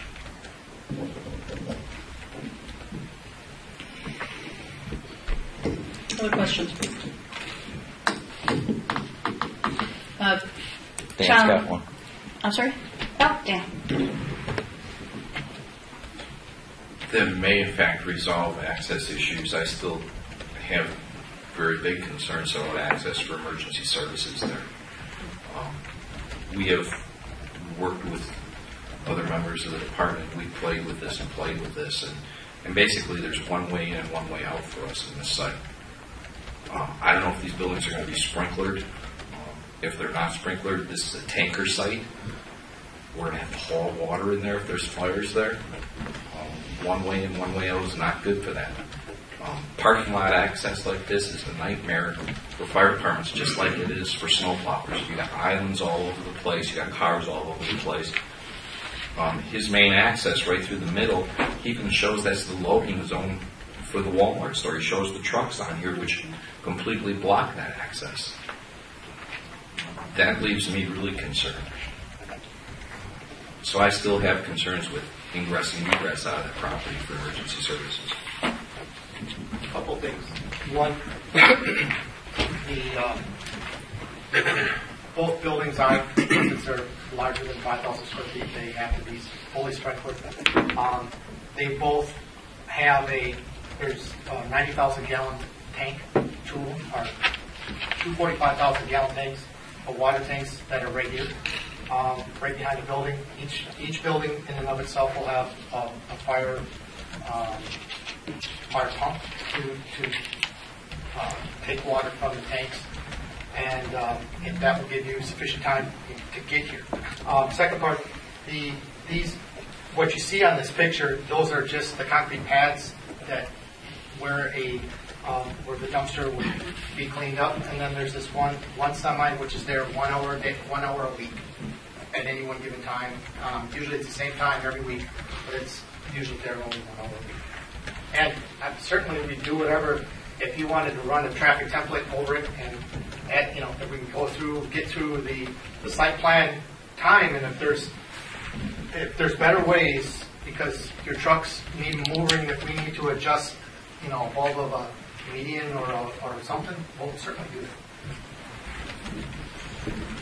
But the problem, Mark, which you would recognize, is you have very little room to maneuver on Sunset because you can't get any closer. You can't open up that driveway any further because you'll get closer to the intersection, and you're less than 500 feet away from the intersection now, so you're already less than the minimum required, correct? We're as far away from this intersection as we could possibly be without affecting you. But it's not 500 feet from the intersection, which I believe is the minimum. Well, it's not the hard fast rule. It's the preferred. It's a preferred distance. Thank you. And so, if you got closer to Janet Glade, it would create further problems.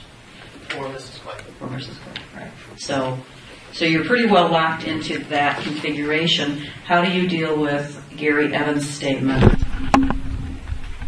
We also want to see the design on County D right in, right out that will work in the existing and future condition. What does that mean? What I gave you, and what he tasked my engineer to do was he wanted to make sure that what I drew up here, Gary has the current plan which showed essentially the future condition. If this was a 4-lane road, what he doesn't have a revised version of this one. This is the one that Gary told us to design to because it's only the 2-lane, but he wants to make sure that the 4-lane works, which is what you have, but it's not in detailed engineering for his purposes in the future. And I just want to see that it works, but it gets back to it's your plan, so he just wants us. He wants us to show him that his plan works as well. And if it didn't work?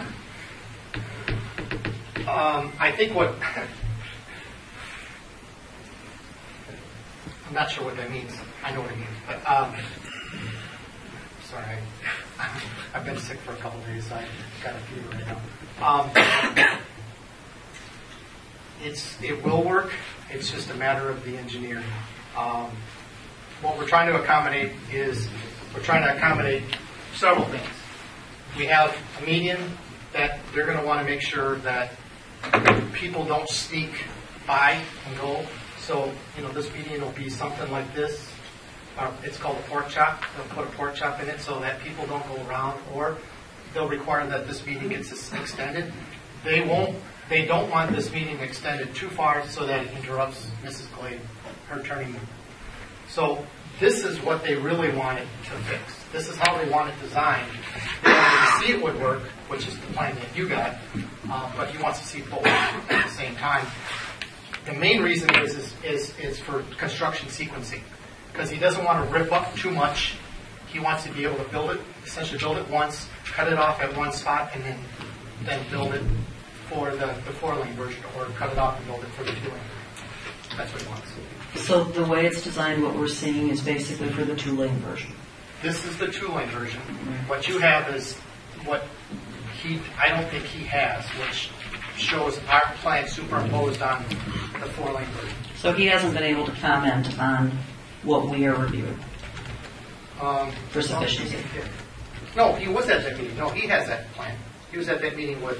But then he's still saying, and I know you have a fever, we also want to see the design of the County Highway D right in, right out that will work in the existing and future condition.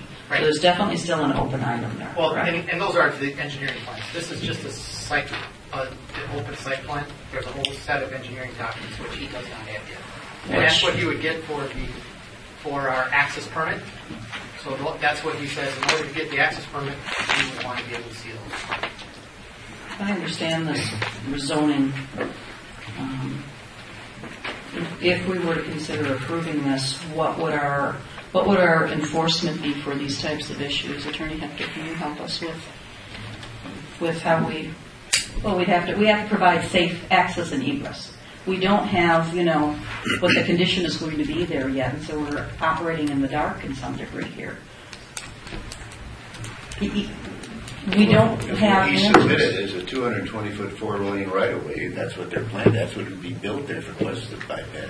Well, I wish it was that simple, because I've sat in those meetings at the bypass for a year and a half, and as far as I'm concerned, they were still talking about what kind of intersection they were going to be putting in there. And that was the last meeting that I was at, so how this all got decided in a month, when it couldn't have been decided in a year and a half, I'm a little confused. Okay, but my point is, Angie, the zoning is one thing. The design of what you put on the zoning is the other thing. And we still have control over that. I don't believe that that's entirely true. Can you help us with that, Mr.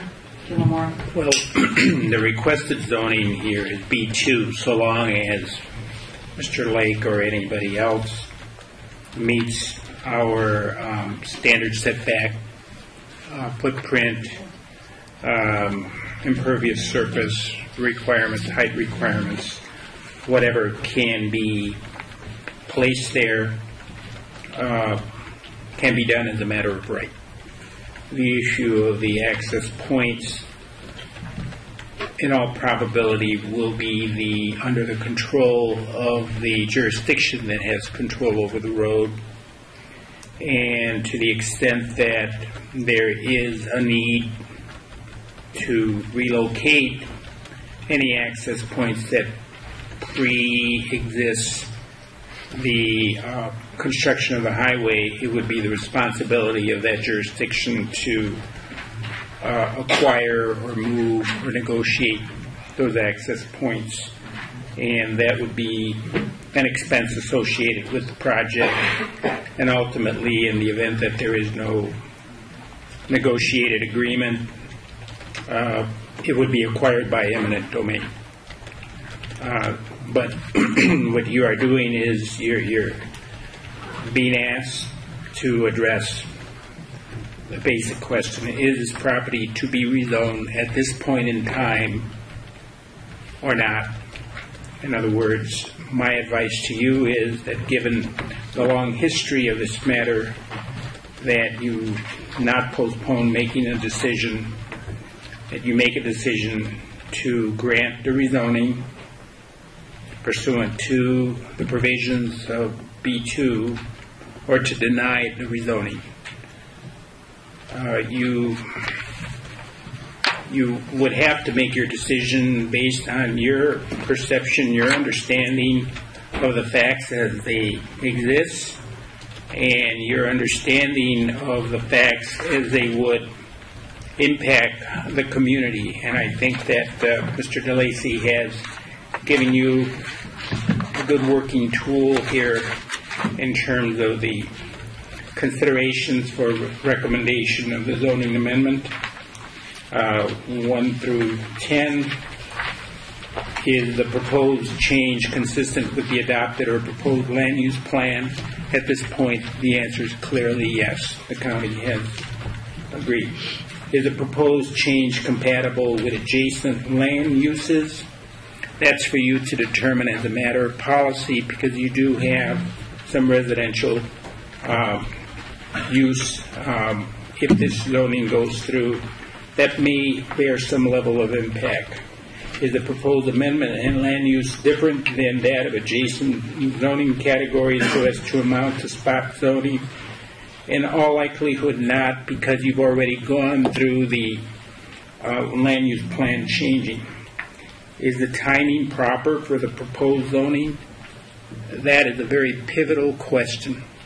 But again, my strong recommendation that you not postpone making a decision, because this process has reached a point where you need to make a decision. What effect of the proposed rezoning on such public services as roads, snow plowing, schools, and emergency services? That again, you have to take into consideration what has been presented. The fire chief has expressed a point of view in this matter. There have been comments by Mr. Lake in that regard. Will the proposed change place an undue financial burden on the community? Again, with regards to the establishment of a bypass through there, should it come to pass, as I understand that there are two basic alternate routes at this point on the table, the cost is something that I can't address because I'm not sure what the funding formula would be. I do know that the Department of Transportation and certain public roadway improvements has looked for some local contribution. That certainly was the case along the Blue Mountain Road. That certainly was the case along Greenfield Avenue, as you may recall. But I can't speak to that. Will the proposed change enhance the community? Again, it's a policy decision. It's tied into timing. Will the proposed rezoning cause or contribute to traffic problems, safety problems? Mr. Lake, Mr. Fisher have indicated that at least for the time being, and that could be some years out, that the median on the north-south street is available to this property, but that is a situation that may change, in which case then it would have to be addressed initially by the town from the standpoint of any safety enforcement in the event of accidents, things of that sort. Ultimately by the state if they wish to relocate the access point. And again, not without a cost. Will the proposed rezoning cause drainage problems? I've heard nothing to that effect. The design that you have here contemplates the establishment of a water retention area in the northeast portion of the parcel. Does the proposed rezoning preserve existing natural resources such as topography and trees? I think that there you have to make a judgment call. I haven't really examined what is going to be removed in the event that this is a project that goes forward. But certainly, if you do grant the rezoning, another step that you'll have to utilize will be the approval of the CSM, and the CSM may take into consideration some of those features to the extent that they are there. Mr. Buchholz. Mr. Dillmore? Well, Mr. Buchholz had his hand up. Go ahead. He just pointed to the last two items on there, and those were two more concerns I was going to bring up tonight. The drainage issues and the topography issues. This project, the way it's been laid out on the plans that were submitted to us, had a huge effect on the topography. There's going to be a difference between 20 and 30 feet grade change on the property to the west where the driveway comes in. There's going to be a 5 to 7 foot grade change to the property to the south that's going to get filled up, and there's going to be a 5 to 7 foot grade change to the property next door to that. According to the map that was submitted with topo lines on, only about a fifth of the site drains towards that retention pond. 4/5 of that property is going to drain to the southeast corner. I don't know how that's going to be collected. No, due to the topography, the Walgreens in and of itself, because of the elevation in this area, Walgreens will drain into this pond. There's an underground detention pond that's basically the whole front parking lot of the Aldi. So this whole drive lane, this property all the property that Mrs. Clay's property and these properties over here, basically all drain this way, and they'll be collected through detention collection facilities and here, which has as much of a surface area as this pond as well. And then the tying point to the sanitary or storm sewer is right here, and then tying to the storm sewer is right here for this pond.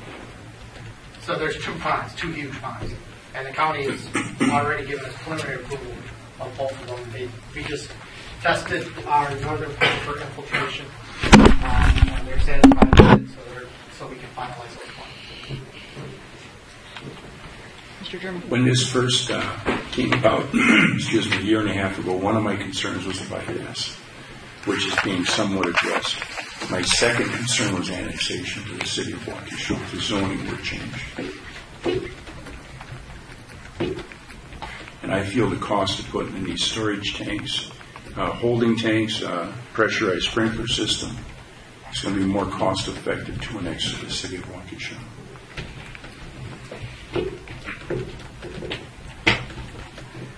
I don't know how we can address it. It would act, we addressed that. We signed an agreement with the town 3 years ago, or 2 years ago. But one of the reasons why we said that it was cost prohibitive, we just did a project similar to this with the same water tanks, with the same fire tanks and such already. We did that at 1883. That has the same type of system with underground tanks, fire pumps going into it. That in and of itself, in order for us to put in the sanitary lines, we'd have to run it 780 feet, 40 feet underground to get it back over to here, over to that, whatever that entrance is over there where the last manhole is. That's where we would do it. And that would cost twice as much as it would to replace all this, plus have to pay the $100,000, $200,000 thing. There's a non-annexation agreement. I mean, there's no way. It'll never happen. Is that agreement still in effect? I have no idea. It says as long as we're the entity representing it is still in play, and we're developing it, we're owning it. We can't slip out of it if all of a sudden I should sell it to somebody else. It's in play for this corner. Okay. Also, I had contacted the city water utility, and the Walgreens on Sunset uses 17,000 gallons of water per month. The Aldi's on 59 uses 4,500 gallons of water. It's a lot of water. I think the one on Sunset has a running toilet, truthfully. I don't know. We were originally planning on having one well. We're going to have two smaller wells. The requirement of both Aldi and Walgreens is 40 gallons per minute. It's just a little bit more than your normal home. And so they have no more requirement than a normal home.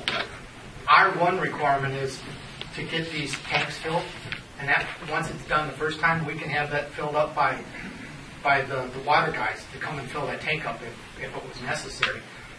But it's just making sure that these two water tanks are filled and are clean, so that if they had to fight a fire, it would go and it would work just fine.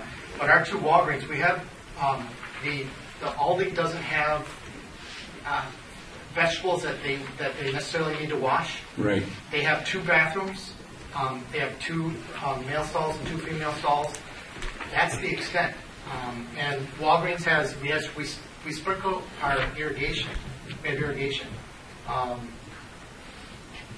that's about it. I'm not sure, the difference between the two. One may be more inefficient than the other, and that's for Walgreens people to pay.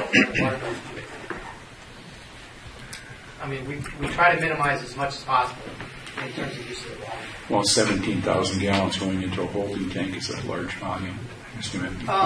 Yeah, well, that's done once, and that would be the only time we go in. And actually, out in Wales, that's a 38,000 gallon tank.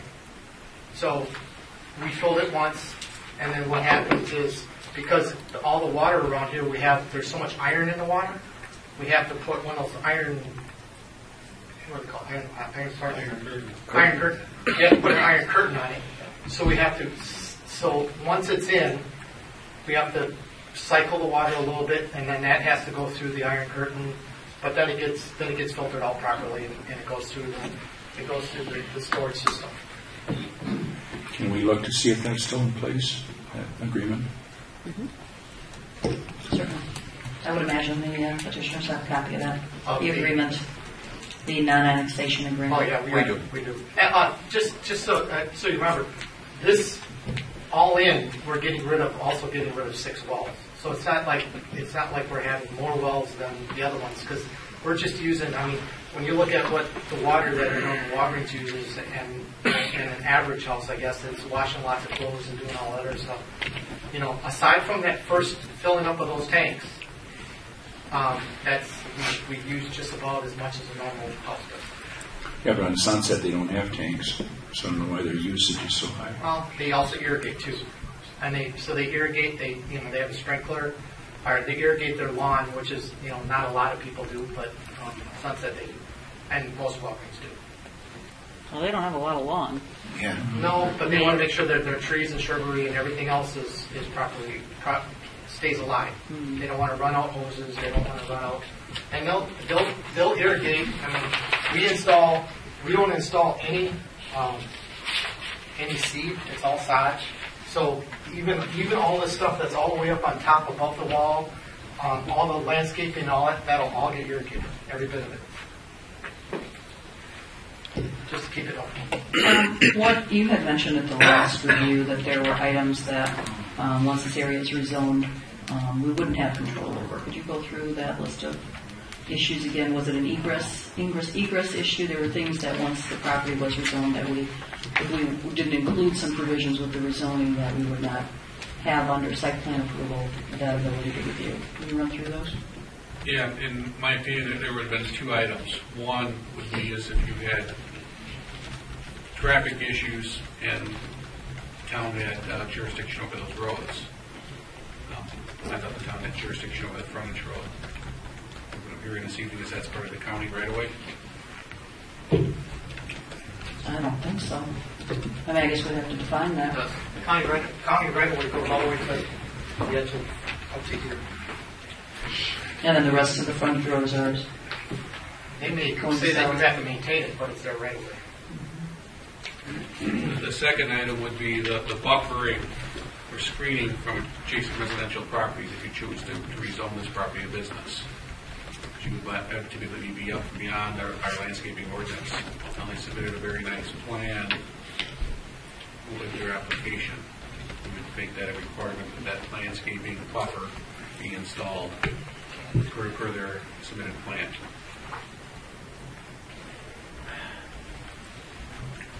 It's part of our site plan. Part of our site plan. We can't do conditional rezonings. No, you can't condition a rezoning. It's called that's contract zoning. That's fundamentally those are all issues that you can take care of as part of the site plan. But just make sure that the site plan's thorough. I have no problem with that. We just need to get to that point so that we can do that. It's whatever's in your code, your zoning code, and we have to take care of that stuff.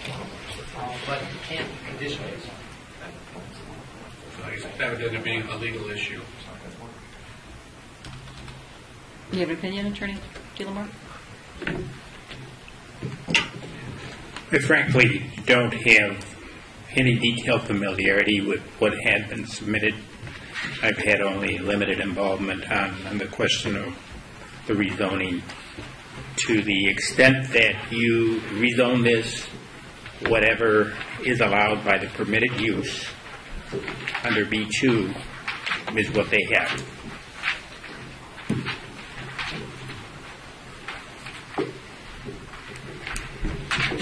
And we have no further oversight. If it's allowed, if this creates a problem for Janet Glade, we have no issue just using Janet because her driveway is closest. Is that correct? Well, in the site plan of operations, the per access point is outside of the site for this plan. Oh, sure. So, do we address that in any way? Is it here? Is it there? How is it if this rezoning is done? It actually is not part of the rezoning to be addressed tonight, and how is it addressed? I'm not sure how it is addressed. As was indicated by Mr. Lake, the proposal that has been floated has been for the possibility of widening Sunset to 4 lanes in which event there would be some acquisition of adjoining properties. Am I correctly restating what you've indicated? I don't have any independent knowledge, but I think the bottom line thing is, my access permit requires a detailed design of the set of plans. And since the county will be giving me an access permit, permits can be taken away if they decide sometime in the future that it's a bad thing. It could be taken away. But we're already meeting with Mrs. Glade. I invited her to that meeting. I wanted to make sure that she met the people that were in the room from the DOT and from the county and Mr. Fisher. We're all in the same room so she could express her concerns. So we're going to make sure that her design, and like I said, it may not be perfect, but we're going to do our best to make sure that she's comfortable. Okay.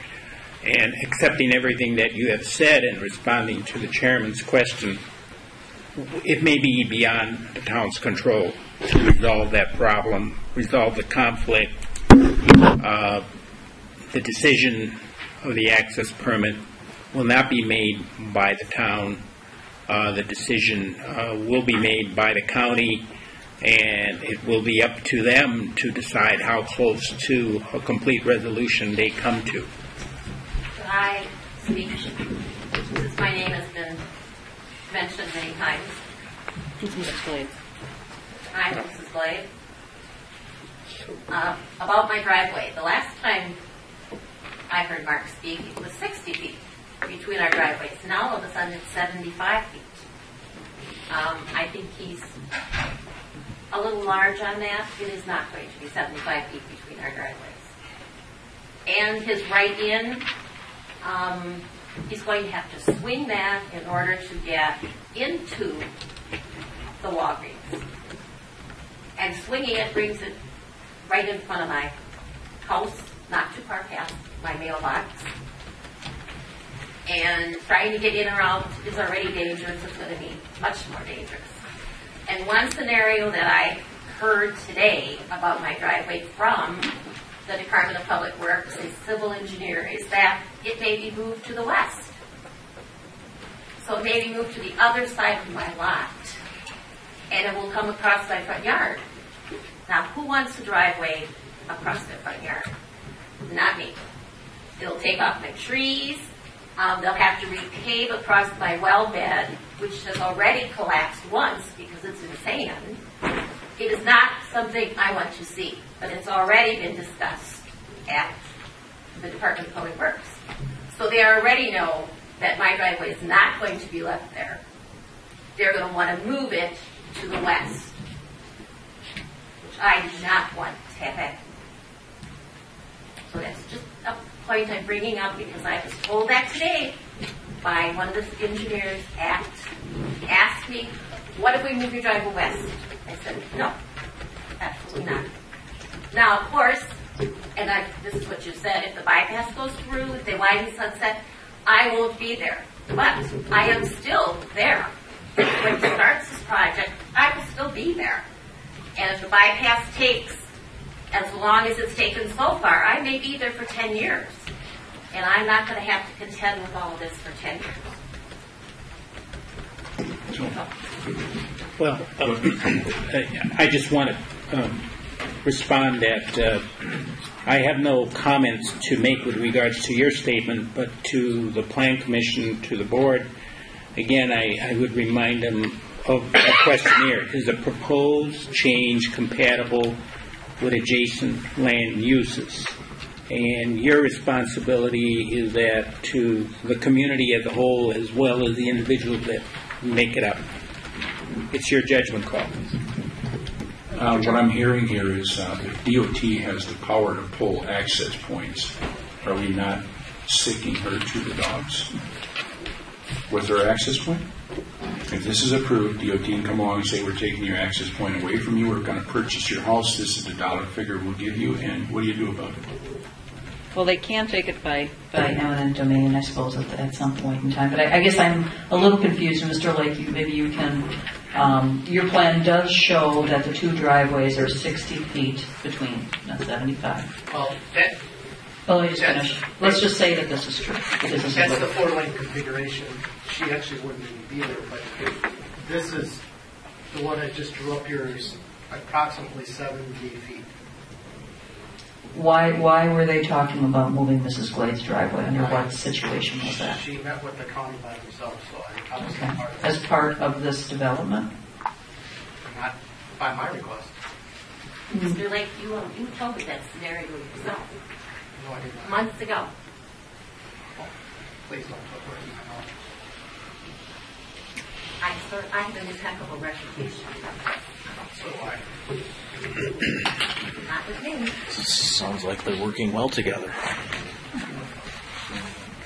I guess I don't understand, why would the county right now be talking to Mrs. Glade about anything? What does this have to do with the rezoning of my client's property? Because we're talking about what is on our list, which is access safety. And we have a neighbor right next door that this is going to My client affect. has no control over what the DOT does. But we have control over how much activity there is and what type of property this is going to be and what kind of traffic there's going to be, which is one of our questions. Movement of her driveway is The movement of her driveway indicates that there's concerns about safety. Why would there be a discussion about her driveway if there wasn't a concern? And you can't answer me as to why that would be the case. So I can only... No one has expressed that to us. We'd be speculating. We weren't I part was of that invited to conversation. that meeting. If I was invited to that meeting, I could tell you about it. I don't know why they had that meeting. Okay. Other questions, comments? What's before us is a rezoning. We have, as part of our zoning amendment questionnaire, 10 questions. It is what we are to consider in a rezoning, not the development that's going there, but the use of this land for commercial in this case. The consideration that complicates it a bit is the potential bypass route and the configuration of driveways and safety issues in that regard. I think we each need to address those issues as to how we review this request at this point in time.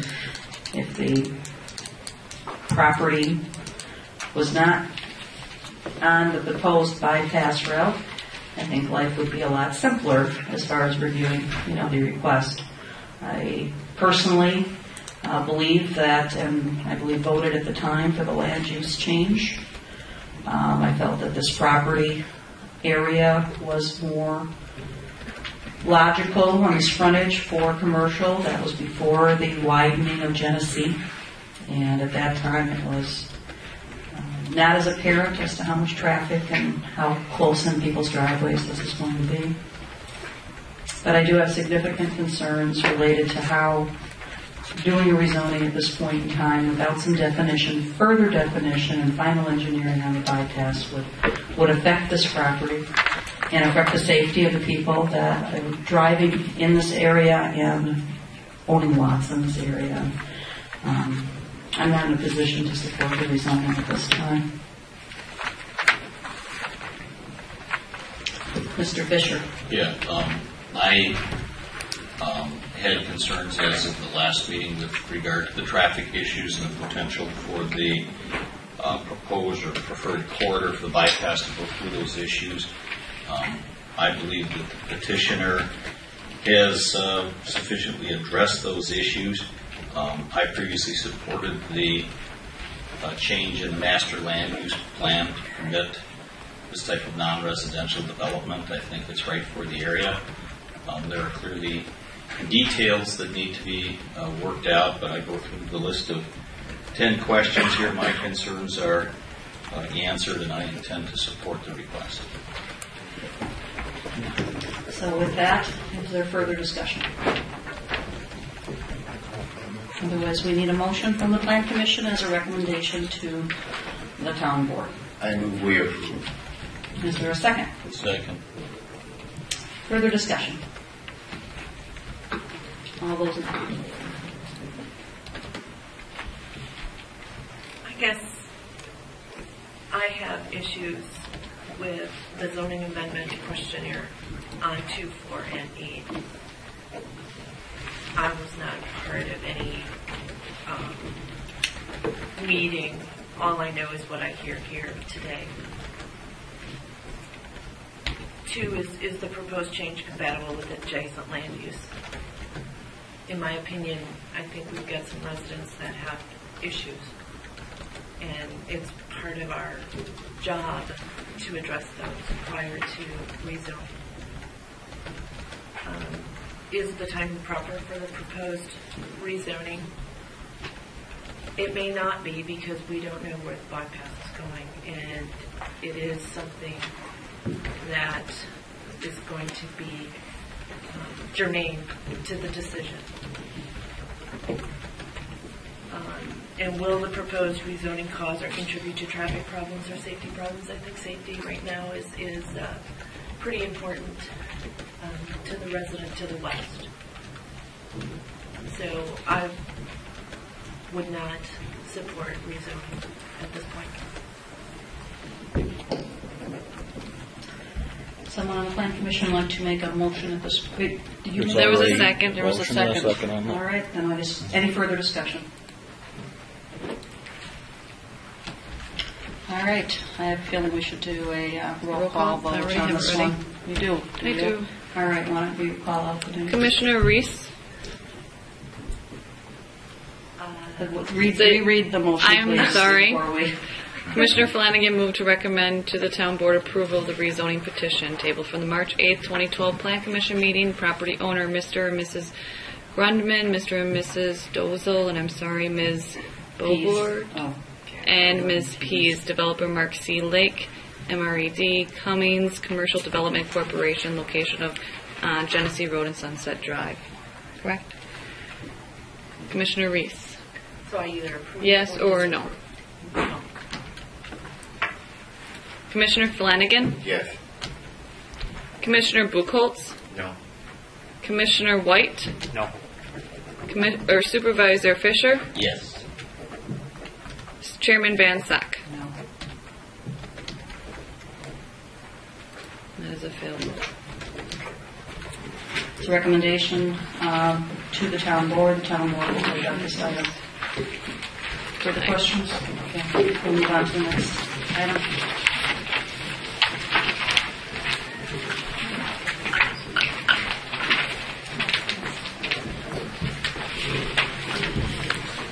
Attorney Hector, process for reviewing this, given the recommendation, go through the full process? Or what is our next step here? Well, at this time, Mr. Lake has submitted authorization on behalf of the property owner. I guess I would defer to him and to his attorney as to what they would want. It was clear last time that the timeline was extended by the consent of Mr. Lake, and please correct me if I am incorrectly stating this, for this matter to be considered at this time. If that is correct, my recommendation would be that he can withdraw the application for the CSM, or you would have to take action on it. I'm sorry, I cannot hear you. Well, we would withdraw the application. Okay, and for the record, Counselor, could you identify yourself? Schmitz, the attorney for the developer, Hamrick Home.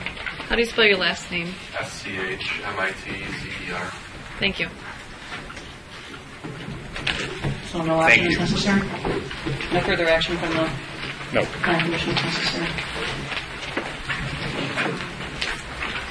All right, we'll move on to the next item on the agenda then, number 7, the discussion with the Town Board and Plan Commission, possible action by the Plan Commission, site plan of operation, second amendment for a parking lot drive for the Waukesha Temple. Applicant owners for the Waukesha Corporation at South 46 West 23214 Lonsdale Road. It's a recommendation from the Town Board.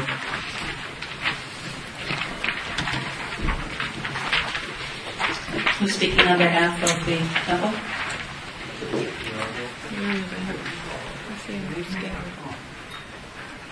All right, Mr. DeLacy. They got a conditional limit condition approval on October 13, 2011. Finished site plan date stamped February 15, 2012 shows 2 stormwater basins extending parking lot with 20 additional stalls, extending driveway on each side of the property. County engineer in Waukesha County has worked out stormwater permit issues, and I'll let the engineer address it a bit. 2, the main middle driveway will be 20 foot wide as the fire lane for the temple, approved on October 13th. It still needs to be paved. The pavement has been installed yet to widen that as of yet. 3, the new expansion of the 20 parking stalls. When they put the driveway off the existing parking lot, will take up 3 existing stalls, so you get a net gain of 17. 4, an existing stone shed, 16 point by 16 basically, will be demolished, make room for the new expanded parking lot there at the top.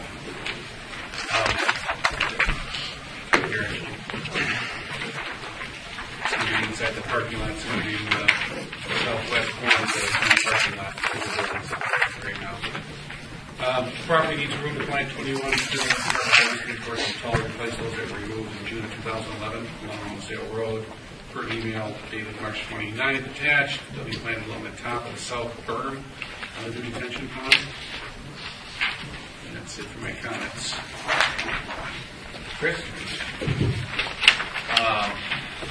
My review letter dated February 29th, basically the first paragraph reiterates what Tom said about what's being added.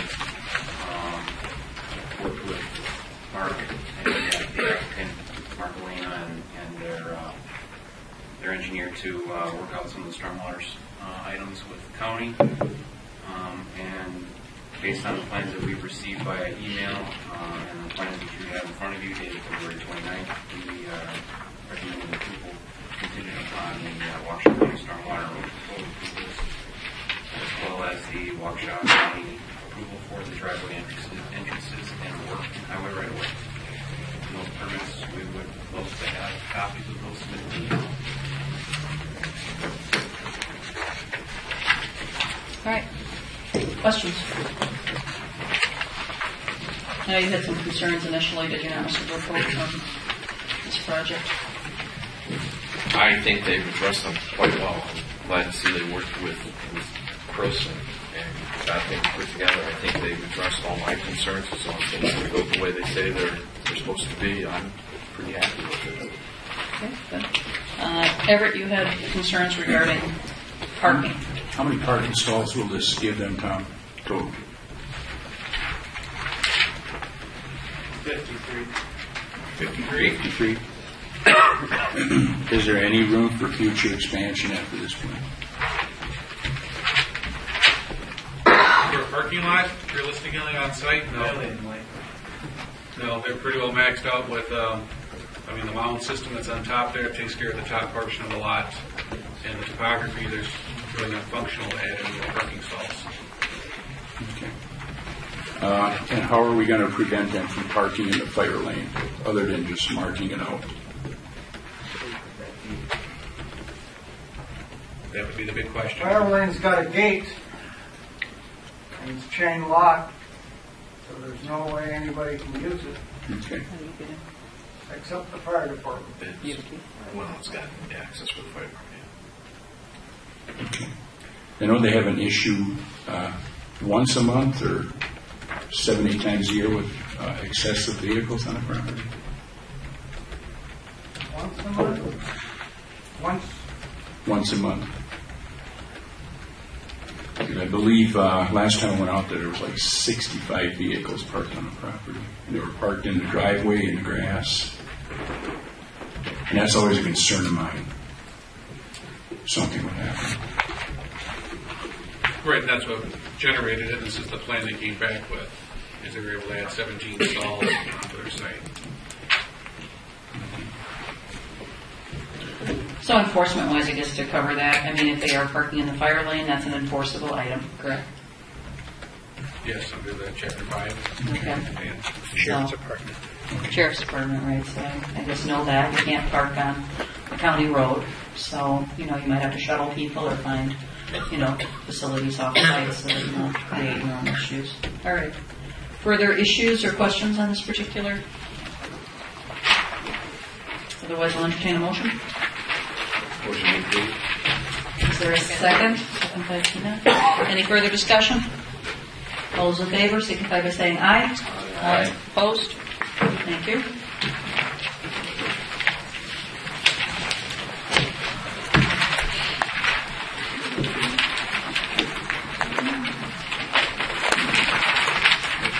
Discussion with Town Board and Plan Commission, possible action by Plan Commission, municipal water and sewer reduction for lots 30, 31, 32, River Hills Estates, number 8. It's recommendation to the Town Board.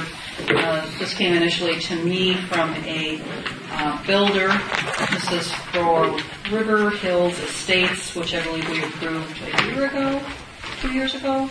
Yeah, we approved it at that point in time because so many years have gone by since the flood had actually been recorded. That's right. And this property is south of here on Center Road. The majority of the property is in the city of Waukesha, but we maintained a 43-foot strip along Center Road that's in the town.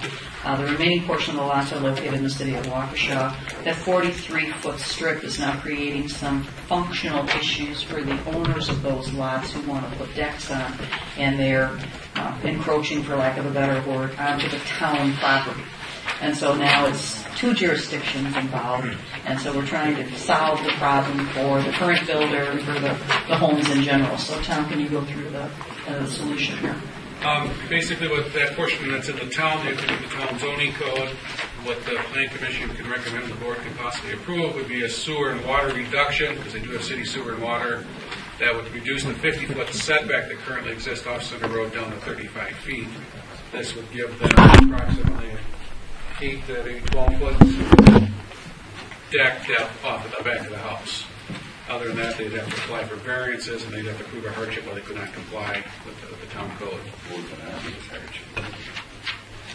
You get two separate jurisdictions with two separate sets of buildings. Right. That would have to go through the Board of Appeals. What the Plan Commission can do this evening is reduce it down to at least 35 feet, and they'd have to live with that. I mean, two of the plans, they said they could live with it. One, they'll have to reduce their deck plans or adjust. Otherwise, they could apply for variance. They could take that procedure to the Board of Appeals. That's already part of our ordinance to reduce based on sewer and water, so it's a matter of acknowledging that. Right. And then Plan Commission recommendation of board approval. And then there will be building permits, basically, that they'll have to take out from both municipalities in order to cover it. Mr. Buchholz. You know, we just had two groups of folks here that we put through the ringer to make sure they have all the I's dotted and T's crossed. When these lots were created, they knew what existed there. They knew what the setbacks were. The developer knew that when he created the subdivision. Why weren't those asked for then? Now they come back. They could have built homes that would have fit on the lots that would have met the requirements. Now they've come in and they put homes on there that, gosh, we're too big now. Now we have to change the rules. Why didn't they do it up front? Why are they coming back again? I don't think this builder was involved at that time. We didn't develop it. We're not the developer. We purchased the lots. There are minimum size requirements for the homes that are put on there. These specific lots pose a handful of challenges. One is on a two-story, there's a minimum first floor square footage. We've got to have a certain size load on that lot. In addition, the grading plan requires an 8-foot full walkout exposure on the basement of these homes, which in most cases you're going to have a deck on. Bulk of the subdivision is in the city. They allow you to encroach 10 foot. We purchased the lots. We were not aware of that. So what we wanted to do is build homes that meet the requirements of the subdivision and, fit aesthetically with the rest of the homes in there. So not put an oddball house lot for the rest of the homes. Well, and I don't think we're doing anything unusual here. When Midwest Plumbing got their site plan approval, we reduced. I mean, our ordinance does allow for that reduction, but it needs to be acknowledged and, I guess, recognized by the Plan Commission before the building inspector can utilize that. We have final say on it, but I mean, I think it's more of a functional thing than it's no special gift, because it's already in our ordinances to allow for that reduction, correct? Right, because you don't need a septic system, you don't need a well, you don't need separation distances and things using up the lot size. Right. This is really one that kind of follows the book. We just have to acknowledge it, and give them, we're talking about doing provisions for all of those lots right away, because it should have been addressed probably at the time that the subdivision was developed. We didn't make that as part of it. Should we have? Probably, because that already existed at that point in time. And they're encroaching not with their building, but with their deck. And the developer, when he realized, the city gave them a permit for the first one without even mentioning it then. When it started, it is putting. Or the second one, I think it was a different inspector said, hey, wait a minute, notice that there's part of the town on here, and he immediately came in and said, what do we need to do? So it wasn't as though it stopped building at some cost and concern, but it was not. Simply want to know what needed to be done, and Mr. Blaze is moving forward, but the option is for ordinances, so I felt pretty comfortable with this one. Mr. German. I guess I'm at a loss here. The 43-foot strip of land is per state statute, not to read a town island. So are we giving up part of that 43 feet? They're encroaching on that 43 feet, right? With the deck. Yes, they are going to build part of the deck in the portion of the land that's in the town of Waukesha. That's part of their lot. Mm-hmm. We're not giving up anything. You're actually going to increase the town's tax base for 5 feet. With holes for the deck. Holes in the deck and 3 to 5 feet of deck. Marty's really good at hard sensors. You're not losing anything. It's going to be a couple $100 of value. So we will maintain the 43-foot strip of land in the town. Yeah, certainly. They're just acknowledging that they have to get a permit from us as well because it is in the town. So you could say that it confirms the existence of that and the acknowledgement by the owners and the developers that exists. We're just reducing the setback from 50 feet to 35 feet. Further discussion? Questions? I make a motion to approve. Is there a second? Further discussion? All those in favor signify by saying aye. Aye.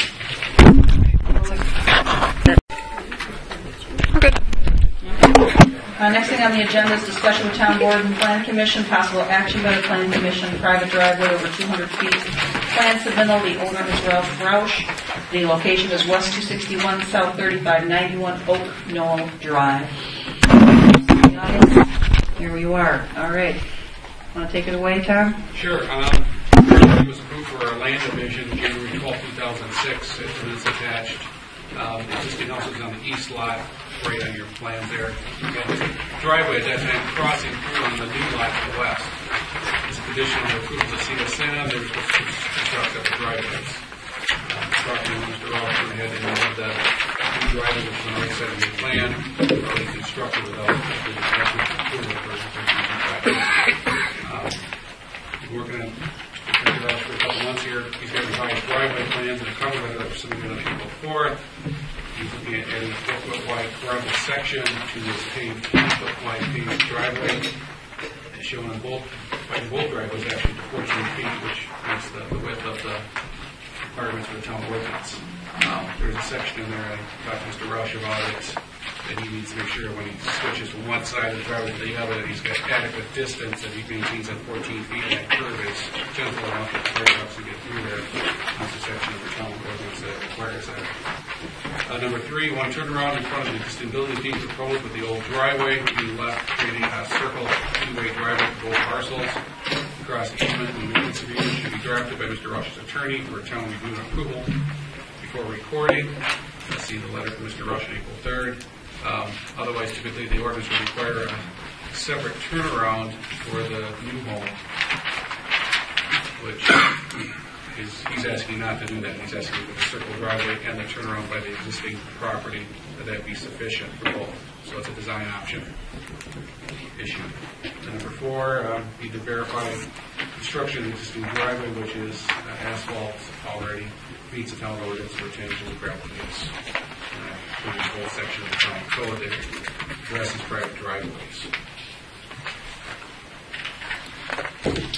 So part of the issue is that driveways were put in without permits, paved. The one on the right side, the other one was pre-existing the ordinance, and is legal non-conforming. But he's willing to improve that, make it 14 feet wide. I have a good question. You mentioned that we have ordinance section on residential driveways. There's nothing in there that requires them to be paved. Is that a true statement? That's correct. Okay. Thank you. Tom, what's the distance from the 14-foot driveway and the new driveway going up to the portion that, how long is that section? From the street to the new section? No, just this part right here.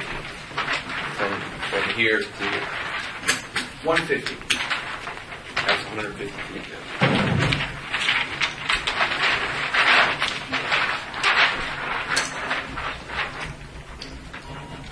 Yeah, 150 feet, the longest measurement.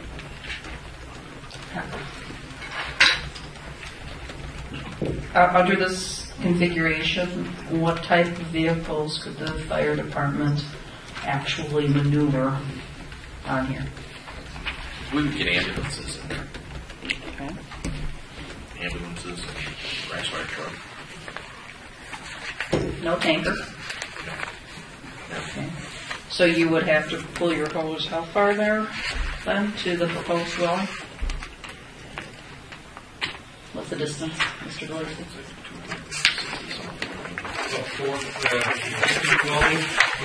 To the proposed dwelling, let's say.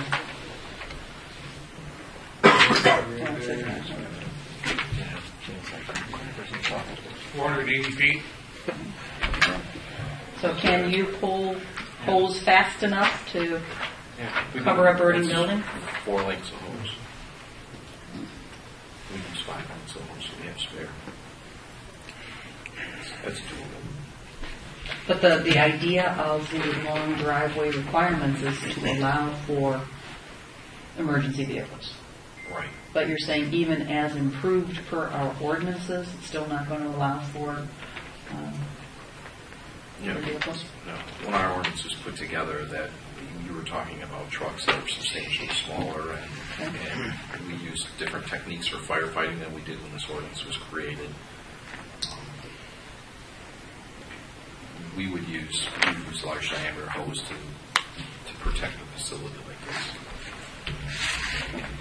So do you have access to the old property, Dan, with the tanker truck? And there's going to be a cross easement between these two properties, so it'll be maintain a circle driveway? Are there specific parameters, Attorney DeLamore, that need to be addressed for our access in those situations? Do we need to review that easement agreement? Indeed. I don't believe one has been prepared, has it? No.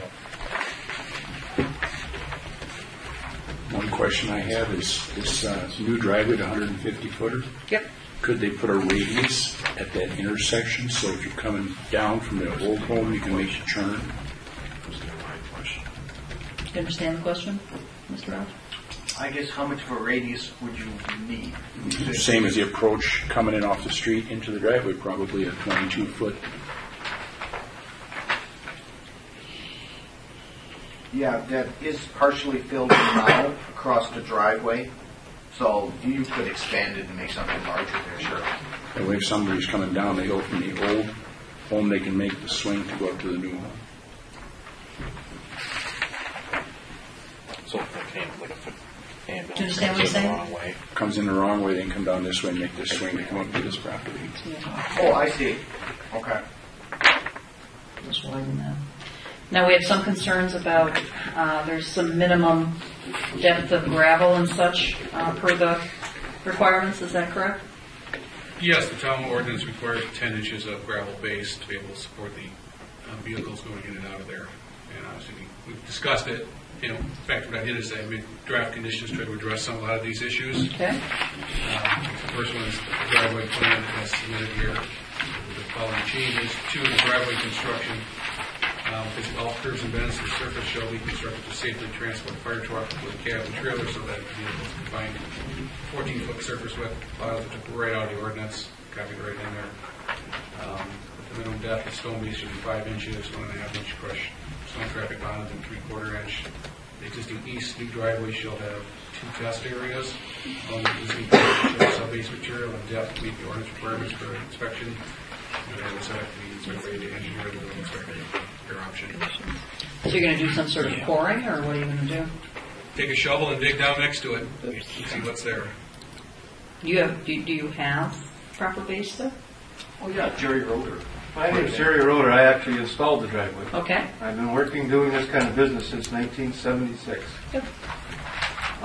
There's a minimum of at least 10 inches of limestone under that old driveway that we put in. It has to be. I run a 73,000-pound quad-axle truck. It's 30 feet long. My truck has been back up to the top many, many times when we put the driveway in. Okay. So there'll be no problems with the shovel test? Not at all. Right. You get someone good that can dig. You packed it down right. That's All right. right. And he will be doing the trenching work to expand the new driveway to 14 feet. Right. So at that time, inspector could come out and verify what's already there and why Absolutely. he's widening too. Absolutely. Actually, Angie, when you asked me to go take a visit, I went and visited, I drove through there on Thursday or Friday last week. And I think you had either removed a tree or something that was like on the east driveway, on the west side of that driveway. Very near the street, there was a hole that was, I stuck my foot in it, wear size 12s, and my foot went all the way to the bottom, and there was stone all the way through there, so, I don't know. So it At least 10 inches. It looked good. Okay, good. All right, continue, please. Number 3, grading plans. A grading plan shall be submitted to the town engineer for review and approval for town ordinance by April 30th. The 2 culverts that have been installed, both culverts shall be extended for town ordinance after the town engineer approves culvert sizing, which is for a 10-year design storm event. And final grading approval shall be contained by June 30th, 2012, for stock report to be placed on the new dwelling. Is that acceptable? Can you get that done by June 30th? Grading plan should be submitted. The 2 culverts. You need a grading plan? Have you seen the draft conditions of approval? Well, the surveyor has all the depths where. Right, maybe if you can explain, Chris, what you're looking for. Yeah, I think based on the town ordinance, we're going to just need some culvert sizing calculations on how you came to determine the 8-inch and 12-inch and the slopes you got there. And That was already there. Those are on the original driveway put in 70 years ago. Could be legal non-conforming. That's the one over here. Mr. Roeder added a 21 I put a 21 inch inch diameter, culvert in. which is way overkill than what was already at the 2 old culverts driveway. on the west side, the small one, the 12-inch and the 8-inch, will actually go inside of the 21-inch that I put in. So it should handle all the water and then some that's coming down through there. If there is any water coming down there. Well, anyway, we work out a grading plan with him to make sure they culvert size correctly. I mean, it sounds like it is. Okay. 4 be the cross easement maintenance agreements. Mr. Roche, cross easement maintenance agreement reviewed and approved by the town attorney for April 30th. So you just have to prepare it and get it to the town attorney by April 30th. The cross easement maintenance agreement for the driveways. Sure. 5, shrub and brush clearance. All vegetation, tree, shrubbery shall be cut back so that a 10-foot clearance and height is provided. All branches and shrubbery shall also be cut back for a distance of 15 feet on either side of the center line of the traveled surface portion of the private drive. Is the reality ordinance. 6, occupancy permit shall be withheld until driveway improvements and construction. For the approved plans and inspected by either the town engineer or building inspector are substantially compliant with the approved plans. And 7 is approval of any fees and expenses. On the shrub and brush clearance, does that need to say that needs to be maintained as well? That portion of the ordinance, yes. Is that clear? Because, I mean, again, if they're bringing in, some of those bigger emergency vehicles. The language of the ordinance says maintained. Maintained, so there's no question, we don't have to repeat it here. Okay. Good. Any other questions? Mr. Lester. Mr. Raj. Question for you, sir. That roadway or the driveway between the proposed dwelling and the existing dwelling, there's that's going to be maintained, correct? I mean, there's no plans for removing that in the future? Originally there was, but now when the safety and getting emergency stuff came about, it was decided, it sounds like, to keep it and just widen it the same as the rest of the driveway. Thank you. Other question? All right, is there a motion?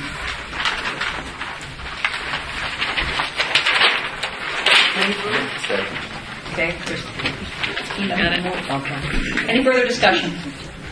All those in favor signify by saying aye. Aye. Opposed? All right. Last item on the agenda.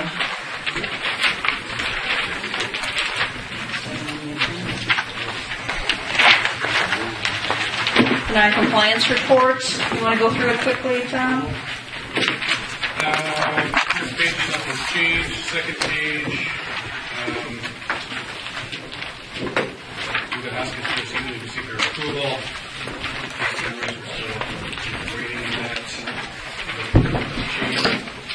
Last page, the Messina's been added. Organic repair business, residential property. Requested an inspection warrant. These points will be inside the garage. Otherwise, there were 10 vehicles out there, and there's 2 of those temporary garage tent things in the back. So they would not provide access when Martin was there to the garage? No, they closed the garage door. Martin did the exterior inspection. Okay. I talked to you briefly, said we definitely have to get inside there, that's why everything's at. Right. He contacted to get back inside and denied access. Okay, interesting. And so what's the next step? I had to get an inspection warrant. Okay. We asked the town attorney to acquire one based on our comments. If you need an affidavit signed, or can sign it. Okay. Okay. And then last one here was Ralph here, which stations the right over to the address. Okay. That's it. Very good. Any questions? Oh, no. Okay. Then we'll need moving to for adjournment. Is there a second? Any discussion? All those in favor signify by saying aye. Aye. Thank you, everybody. We'll move on to, well, it's 9:30. Let's take a 5 minute. Okay.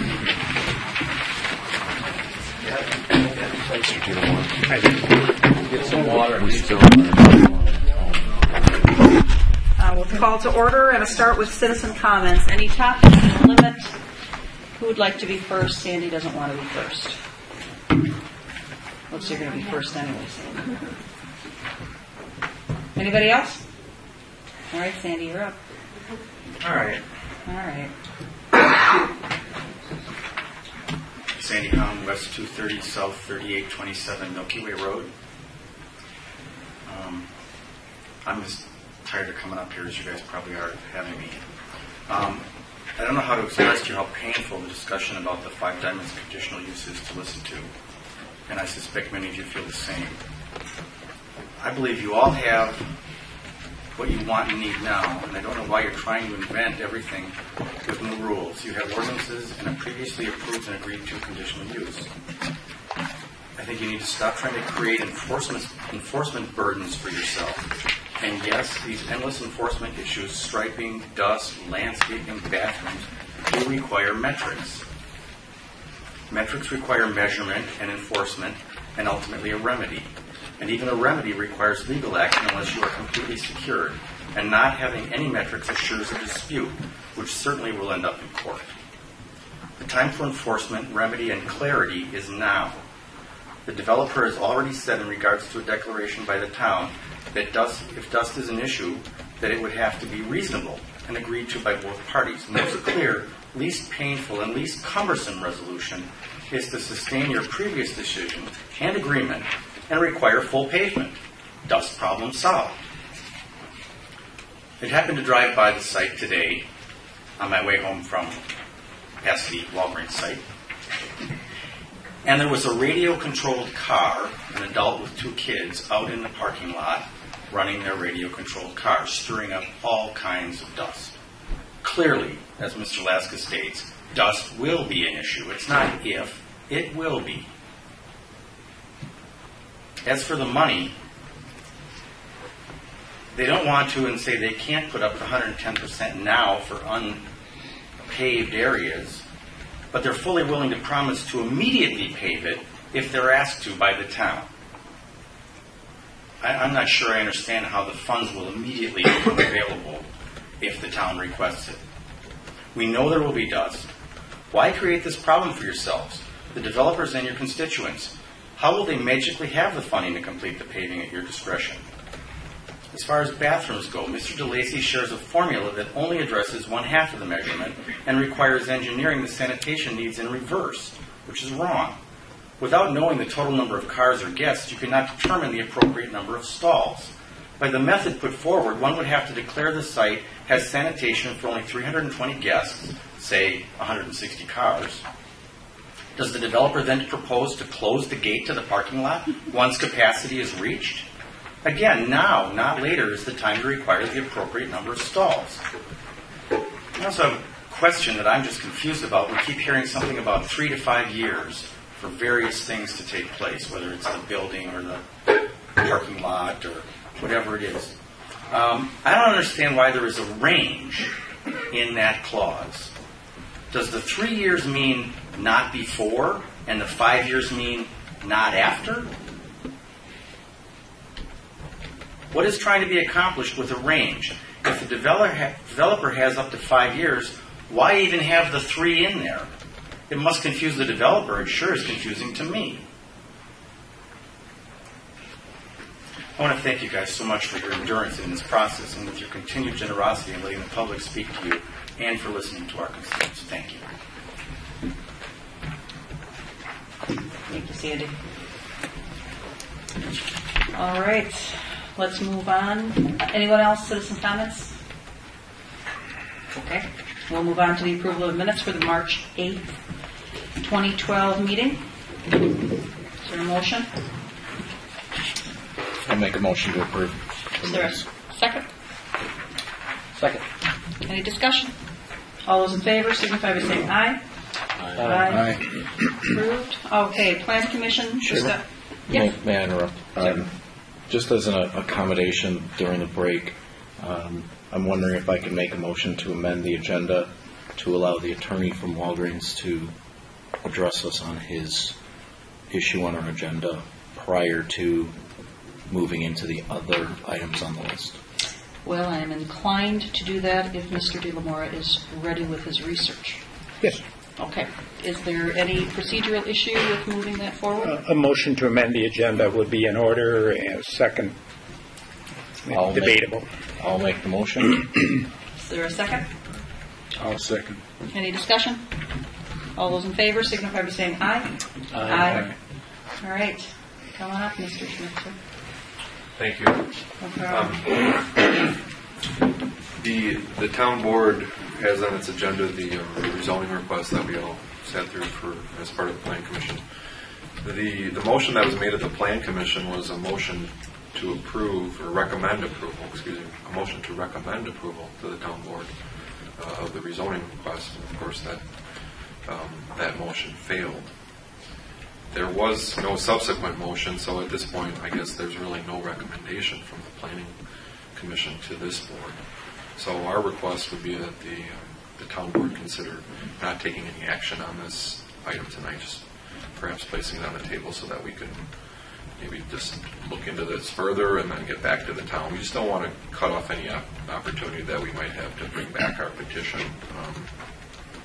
at a later date if some of the issues become resolved.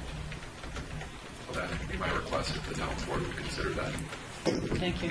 Is there a procedural issue at play with the Plan Commission not giving specific? I mean, there was a motion on the floor. Is there a procedural issue that we need to deal with there? I do not believe so, because the entire town board was present during the discussion, and a recommendation of no recommendation is also a recommendation. With regards to the tabling of this matter, I am concerned that because of the length of time that this matter has been pending, that it appropriately be addressed with a vote to grant the rezoning or deny the rezoning for due process reasons, and statement on the record to that effect. And I make that comment with the benefit of having done some preliminary and general research, which I can't guarantee anyone, including the applicant, but for his information, I have not found, in the brief time that I had, and with the assistance of the town clerk, any particular ordinance which precludes any applicant for land rezoning from resubmitting an application until after the passage of a given period of time. In other words, conceivably tomorrow another application, if the action taken by the board is to deny, another application could be initiated. I am concerned, however, that there be a clean record made in that regard, and also in connection with the CSM, because upon looking at the statute, I think a cleaner record would be made and should be made to deny the CSM in the event that there is a denial of the rezoning, and that should be communicated to the applicant in writing.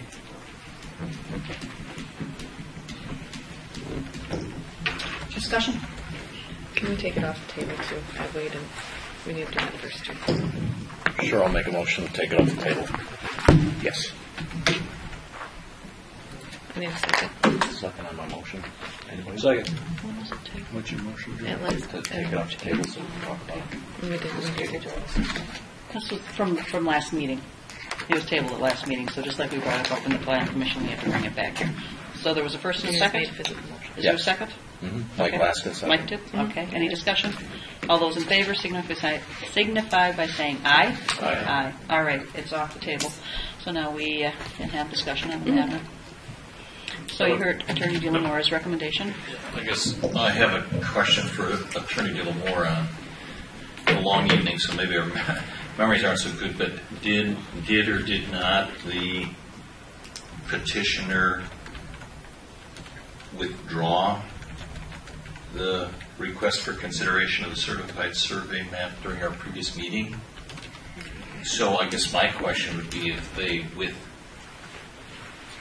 that, are we entitled to take action on it?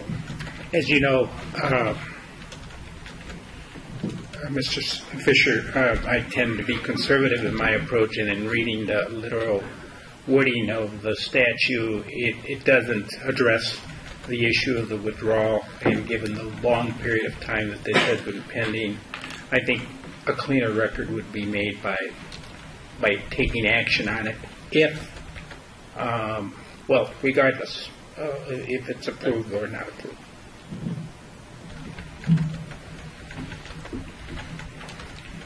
So at this point, what's in front of us is the rezoning petition. I think we need to take these separately.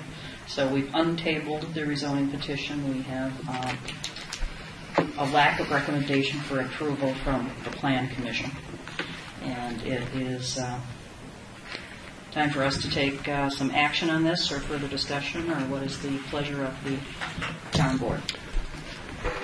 I'll make a motion to table the rezoning petition decision to the April 26th meeting. It's already been through the Plan Commission. It just needs to come to us. And I would make that motion to allow our attorney to find out if there was anything further in his research that would preclude us from leaving that item out until some of the bigger concerns that have surfaced tonight could be addressed, specifically bypass. So that's my motion. I'll make a motion not to approve. Well, there's already a motion, so Okay. you have to either, we either need a second for I'll discussion second or... his motion. Okay, so discussion. Discussion. What's your reasoning, Joe? It's been out there a long time. They can bring it back at any time they choose. Sure. I agree. I think that some of the concerns that the Plan Commissioners had, some of our concerns that were voiced, surround one key event, that being the bypass. I could agree with you that it may not make a Philippines difference. In the interest of good faith that we're showing we want to look at this project and consider it and address our concerns, I'd be willing not to take action to deny it at this point in time. There's still questions out there, and I want to fairly evaluate those questions. So I'd be willing to do that. We've been dragging these people in and out for a long time. It's their request.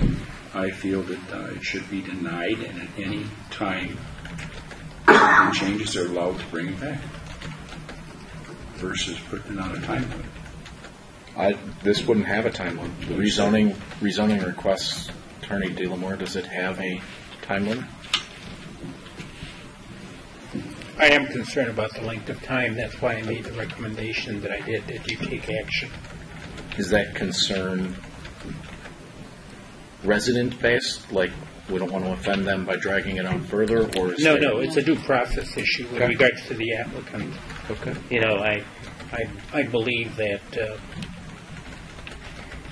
given the length of time that this has transpired over, which has included a land use plan, and without any certainty of the date at which time a number of issues would be resolved, you're basically tabling this potentially indefinitely. I guess I have a question or point of clarification. I seconded the motion, and maybe I didn't understand your motion. Your motion was to table, but I thought it was as well to put it on the agenda for the next meeting on the 26th. That's the motion that I heard and seconded. And if I'm incorrect, tell me. I heard two parts to it: table and put it on the agenda for the 26th. That's true. I heard. Right. And I did also. The only concern that I have is that, assuming the same sort of circumstances as exist tonight occur 30 days from now.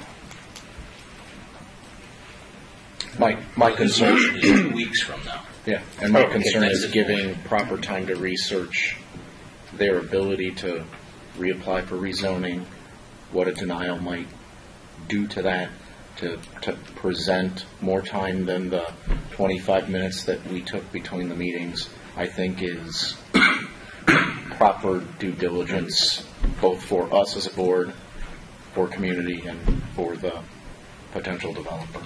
So, am I understanding your position to be that when Mr. DeLamore made the recommendation to take action, it was to take a yes or no action? Is that what you meant, Attorney DeLamore? Not a tabling, which is effectively no action because of due process, because of the time frame. And the issues that were raised by the Plan Commission and the concerns are not going to be solved in 30 days. I think we can all agree on that, correct? In 2 weeks. In 2 weeks. I'd like to get a more formal legal opinion as to the petitioner's right to request a rezoning application after denial. There was a concern brought up to me during the break that in some communities that ability to request a rezoning after denial may not exist.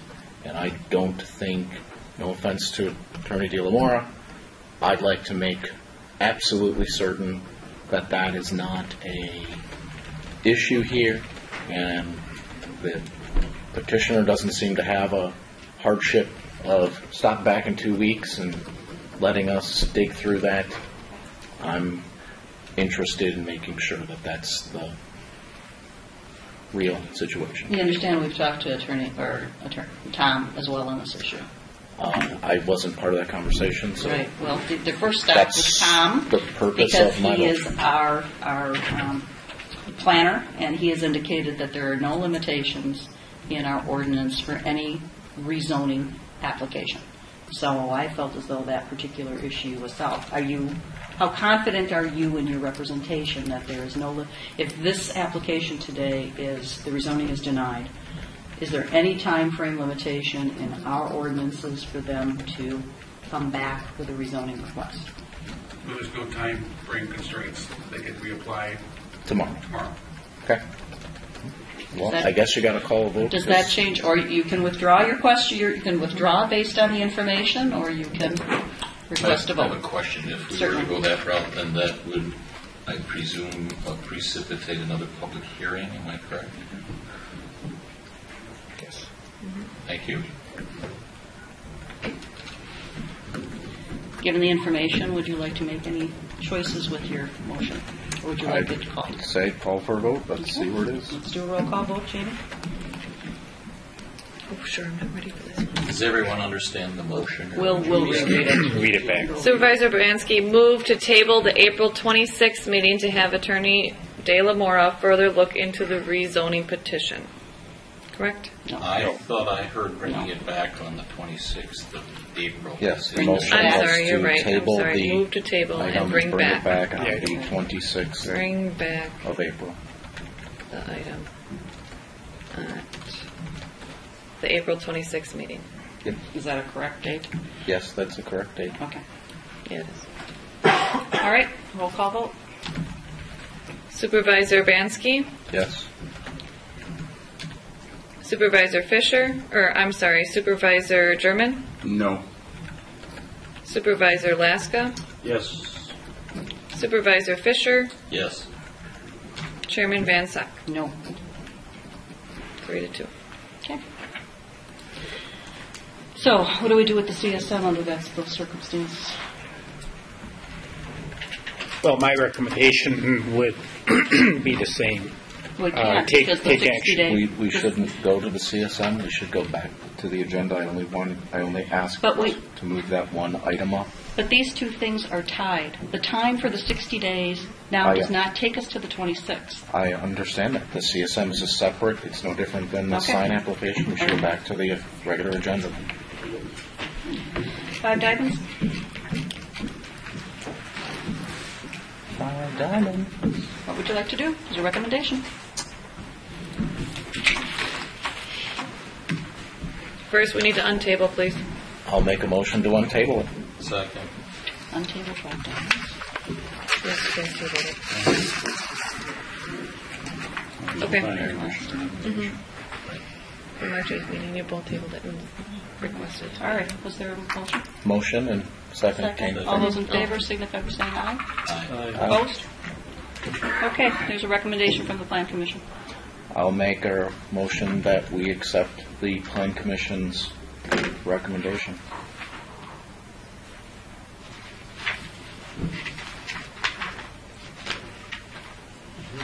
With the conditions the planning commission. Absolutely, yes. As they put it, so am I. At this meeting, just tonight. Mm-hmm. Right over there. Okay. About 2 hours ago. All right. Any discussion? All those in favor signify by saying aye. Aye. Opposed? There you go. All right, next. Certified survey map for Mrs. Dundrum, Mr. and Mrs. Dundrum, Mr. and Mrs. Dozel, Ms. Borgwart, and Ms. Pease. Developer Marklet. 60-day time clock is going to expire this week, I believe. I will keep going first. I'll make a motion to deny the CSM. Is there a second? I'll second that motion. Discussion. Again, I want to go back and re-ask the same question. I thought I heard them withdraw the request for consideration of the certified survey map. And to that extent, and no disrespect to Mr. Delamore or anybody else, I'm not sure where that leaves us, so I'll simply indicate my intention on the motion is to vote present, because I don't know where the heck we're at. Who did the second? Emerson. I don't know. Who did the second on that? Everett. Okay, thanks. The application was withdrawn. At the Plan Commission meeting, the application for the CSM. We understand that it was withdrawn. Our attorney is indicating that a cleaner record would be to deny the CSM at this point, so there's no question. That was withdrawn.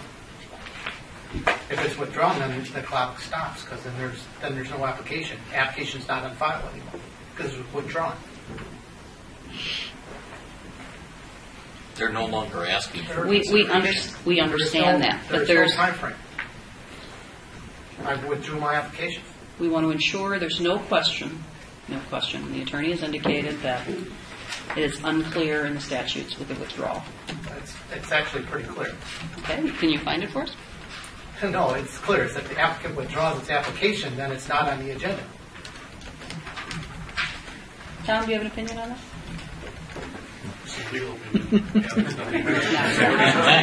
Not well. You've probably dealt with it in the past. I mean, there's been plenty of CSMs that have run through your office. You're saying No this doesn't come disrespect, enough but I people? won't hold much confidence in whatever Tom has to say. Okay, well, boy. Anyway, but we're all. He's got a lot of experience there. So. Now. Did somebody second my motion? We Yeah. can have a discussion, amendment. We're discussing. Okay, just want to make sure. Attorney DeLamore, I guess it's your call. The petitioners are questioning your advice. So what? I think everyone heard my advice. I'm not here to debate any individual in the audience. I've given my opinion. And I'm saying we should act on that opinion because he's our attorney. He's saying that there's a possibility or that we should take action on it. No. Take action. Is there further discussion? All those in favor? Aye. Aye. Ryan, you're present? Aye. Present. Okay. Anything else? Buda Haska, it's a recommendation for approval from the Plan Commission. I make a motion we accept that recommendation. Is there a second? Second. All those in favor signify by saying aye. Aye. Municipal water and sewer reduction for lots 30, 31, and 32. I'll make a motion that we accept the recommendation. Is there a second? I'll second. All those in favor signify by saying aye. Aye. And private driveway over 200 feet, Mr. Roush, there's a recommendation of approval from the Plan Commission. With the recommended changes. Of course, yes. Yes, I'll make a motion to approve. Is there a second? Second. All those in favor signify by saying aye. Aye. All right, now we're to the sign permit request. Wow, that should have been higher on the agenda. All right, Mr. Bowman, come on over. All right, Tom, quickly, I'm assuming. Applicants requesting to install 3 temporary real estate development signs. The size of them is all 32 square feet. That's the maximum. Their setbacks are 10, 30, 65 feet. There's minimum. We meet secondary criteria. Draft conditions. There's no questions. Comply with that application. 2 display time. I put the permit shall expire April 15, 2016.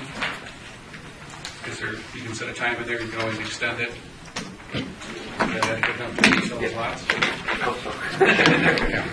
Sign permit, maintain the department, maintain the sign, lighting. That's not going to be limited by the application. Lighting, yeah. And I have a question to the applicant. How long would you like us to spend on this agenda? I move for approval. Second. Thank you. All those in favor, discussion? All those in favor signify by saying aye. Aye. All right, there we go. Motion passes. Thanks for sitting through it. You'll get an award of some sort, I'm sure. If somebody needed an accommodation, I think it was Mr. Bellman. Yeah, well, I thought about that too. Yeah, all right. Review of RFQ, and the approval of town planner. We've had this on the agenda, or I shouldn't say on the agenda, but on the to-do list for a while. I'm sure Tom would like to have some resolution on this, since he has been courteous enough to stick with us as we go through this process and program. Oh, this isn't on our agenda. Yeah, No, I know it's on the amended. I emailed it all to you, and I did not put it on your packets. Yeah, an amended agenda was sent to you, I think, the same day. It was the email. I can get it. I printed it. And it was posted. It's fine. I'm sorry. That's me. There's 2 things on there. It's the review of the RFP, and the approval of town planner and the engagement of the water testing process, because there was a request to have that done at a evening standard meeting. And so with that accommodation, those items were put on this agenda. Did Mr. DeLamore put it in his to-do list there, I guess, huh? No? He doesn't have it? You don't have it either? No, I don't have a copy. Well, I know that it was emailed because we all got it. It was. Yes, it was emailed and it was posted. Is it back there? On 4, 10, 12, and That's a good 10:30. one. You have the amended one? Well, sure. They have the right one. There you which go. means Thank you. they've Thank been you. given Thank you. notice. in place that. What was done? Spots like they normally do. Anyway, it is, we have, I'm sorry? So you have to stop at the table. Yeah. That's true. Double check. Normally we have them out here. For whatever reason we didn't this evening, so. Thanks guys for staying. I think we're good. Unless you want to stay, Pat, to 10:30 or so. I don't know what we served at that time, but probably nothing. Here we go. All right, review of RFP. We have done research on finding a new planner. Tom has obviously given notice. That notice was as of 12/31. He's graciously agreed to stay as we go through our process of looking for a planner. We had narrowed it down to two firms, Yegi Colby and Foth. There was a question as to fees and rates and how we would address those issues. I placed that question to both firms, and one was significantly higher priced than the other, almost $20 per hour for their work. That was Foth. They did not agree to come to the same rate as we're paying, at least for an interim basis, our planner now. Yegi Colby did, and they are both very talented and can both do the work, but the savings to our petitioners and the developer, I think, is something that we need to consider. My recommendation would be in discussions that Yegi Colby be chosen as our town planner and start the process of working cooperatively with Mr. DeLacy for a time frame to take over whenever it's appropriate and we deem it appropriate. I think it's important that Mr. DeLacy have a contract maintained so that he is available to us for the foreseeable future, because he has a breadth of knowledge from the last 30 years of doing business with us, and that we don't lose the benefit of that knowledge, and that new planner that we have would have the benefit of that as well. That's my recommendation. I'll make the motion that we engage Yegi Colby as the town planner. There a second? I'll second, and then if we could have discussion, Certainly. Do I understand the motion would be to select them for the purpose of attempting to enter into a contract with them, negotiate the terms of payment, the duration, the contract, all things such, and then that contract would be presented to the board for consideration, approval? Yes, I will accept. I'll second the motion. Mr. Fisher's clarification as a friendly writer to my motion. Do you have all that? Sure. Okay. Otherwise, it'll be on the tape. Any further discussion? What do you anticipate the timeline to be for Mr. DeLacy to stay on? I think he's got a minimum of 2 weeks per his contract, and then I'm hoping that he will stay. I mean, I think he'll always be available to us, so I think there'll be a transition time. I guess I don't really look at it as cut-off time, but that through the next several months until, the new planner feels comfortable, that they work together to figure out the best way of the transition, and they work together in that regard. But we can talk about that as part of the contract process as well, and certainly sit down with Tom, and Roger Dupler, who is here tonight, sat through all of that, so kudos, to work that out as well. I guess I don't see a real hard and fast rule to that, but a common sense process. Further discussion? All those in favor signify by saying aye. Aye. Opposed? Thank you. All right, congratulations, Roger. I mean, you had kind of a workout here tonight, so there you go. All right, good. Engagement of the water testing process. Wanted to bring this forward. We had some discussion on this and decision at a meeting a couple weeks ago on Monday. After that period of time, Tina Reese, our plant commissioner, and hydrogeologist. Did I get it right? Okay. Indicated that she might have some interest in assisting us in that regard. We reviewed the options, talked to Attorney Lang as well as to what the issues would be if we would take up Ms. Reese's offer to assist us because of the litigation potential and then the close proximity of her relationship to us as potentially an employee. His recommendation was for her to not be engaged in that regard, and to instead engage another company as just a cleaner situation. But she's certainly agreed to be involved, and I think be very helpful to us in assisting the board in the review, but not to do the work itself. So my recommendation is that we confirm our decision to go with Guthrie and Fry as the water testing company and engage them to do the more stringent testing, which includes chlorination each time, but not get into any water testing of sorts, so that we strictly do the measuring and then the confirming that it's chlorinated properly. And so that's the DNR recommendation, those two items, and it's been recommended to us that we stay away from any kind of other testing of the water. So those are the items. And their price was, I believe, $1,600 for 40 properties. The good thing that Tina has indicated is there are properties that she's researched within the town that we don't have to really worry about a potable water supply, because they're, industrial uses or either industrial or environmental wells that could be tested for this too. So there were. Did you find 5 or 6 of those? I'm still waiting on the DNR. Okay. So the good news is they might not all be residential, so that'll make life a little bit simpler as far as that goes, as far as access. So we'll have access to that as well. So that's a recommendation. Looking for a motion perhaps to that effect. The question, I guess, I'm a little concerned. I mean, we already acted on this at our meeting to retain them, so I don't see that we need any further action. Other than their application included testing of the wells, and what I'm suggesting to you is that we do not engage them for that purpose. So and that's a change. The motion is restricted to that. Yes. So then can you just clearly state what the motion is? That we will confirm their engagement, but without, you don't want that. No. We have already retained them. That we will no longer retain them to do any water testing. How about the scope of their work will not include water testing? Perfect. I'll second it. Thank you. Can we say, wait, so you made the motion?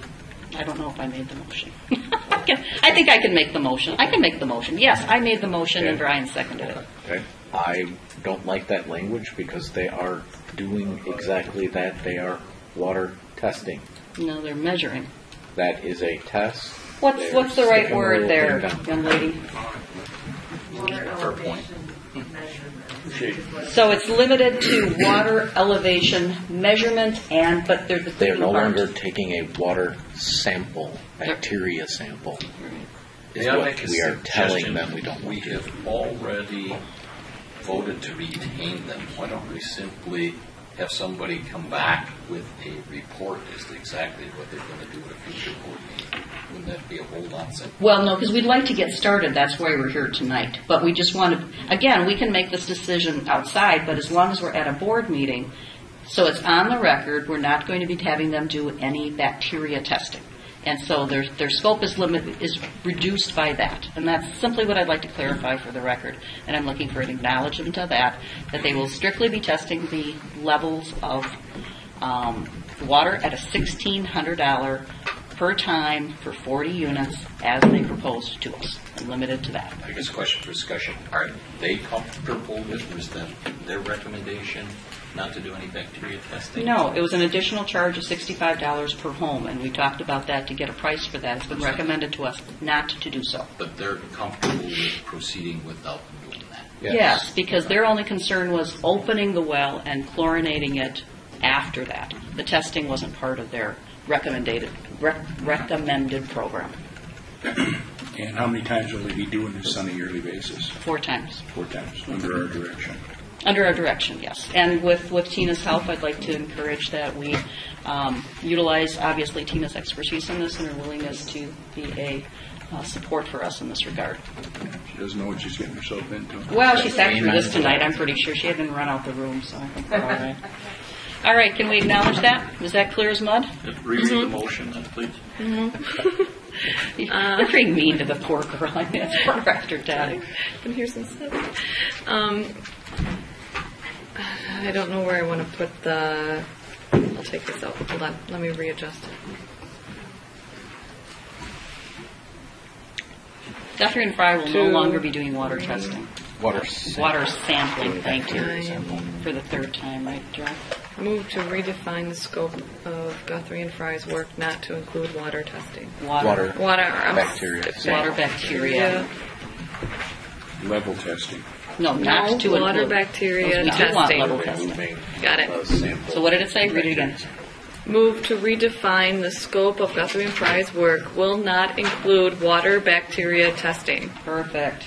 Okay. Sure. Is there a second? There was a second. There was a second. We clarified I got it. that Any motion. further discussion? All those in favor signify by saying aye. Aye. Opposed?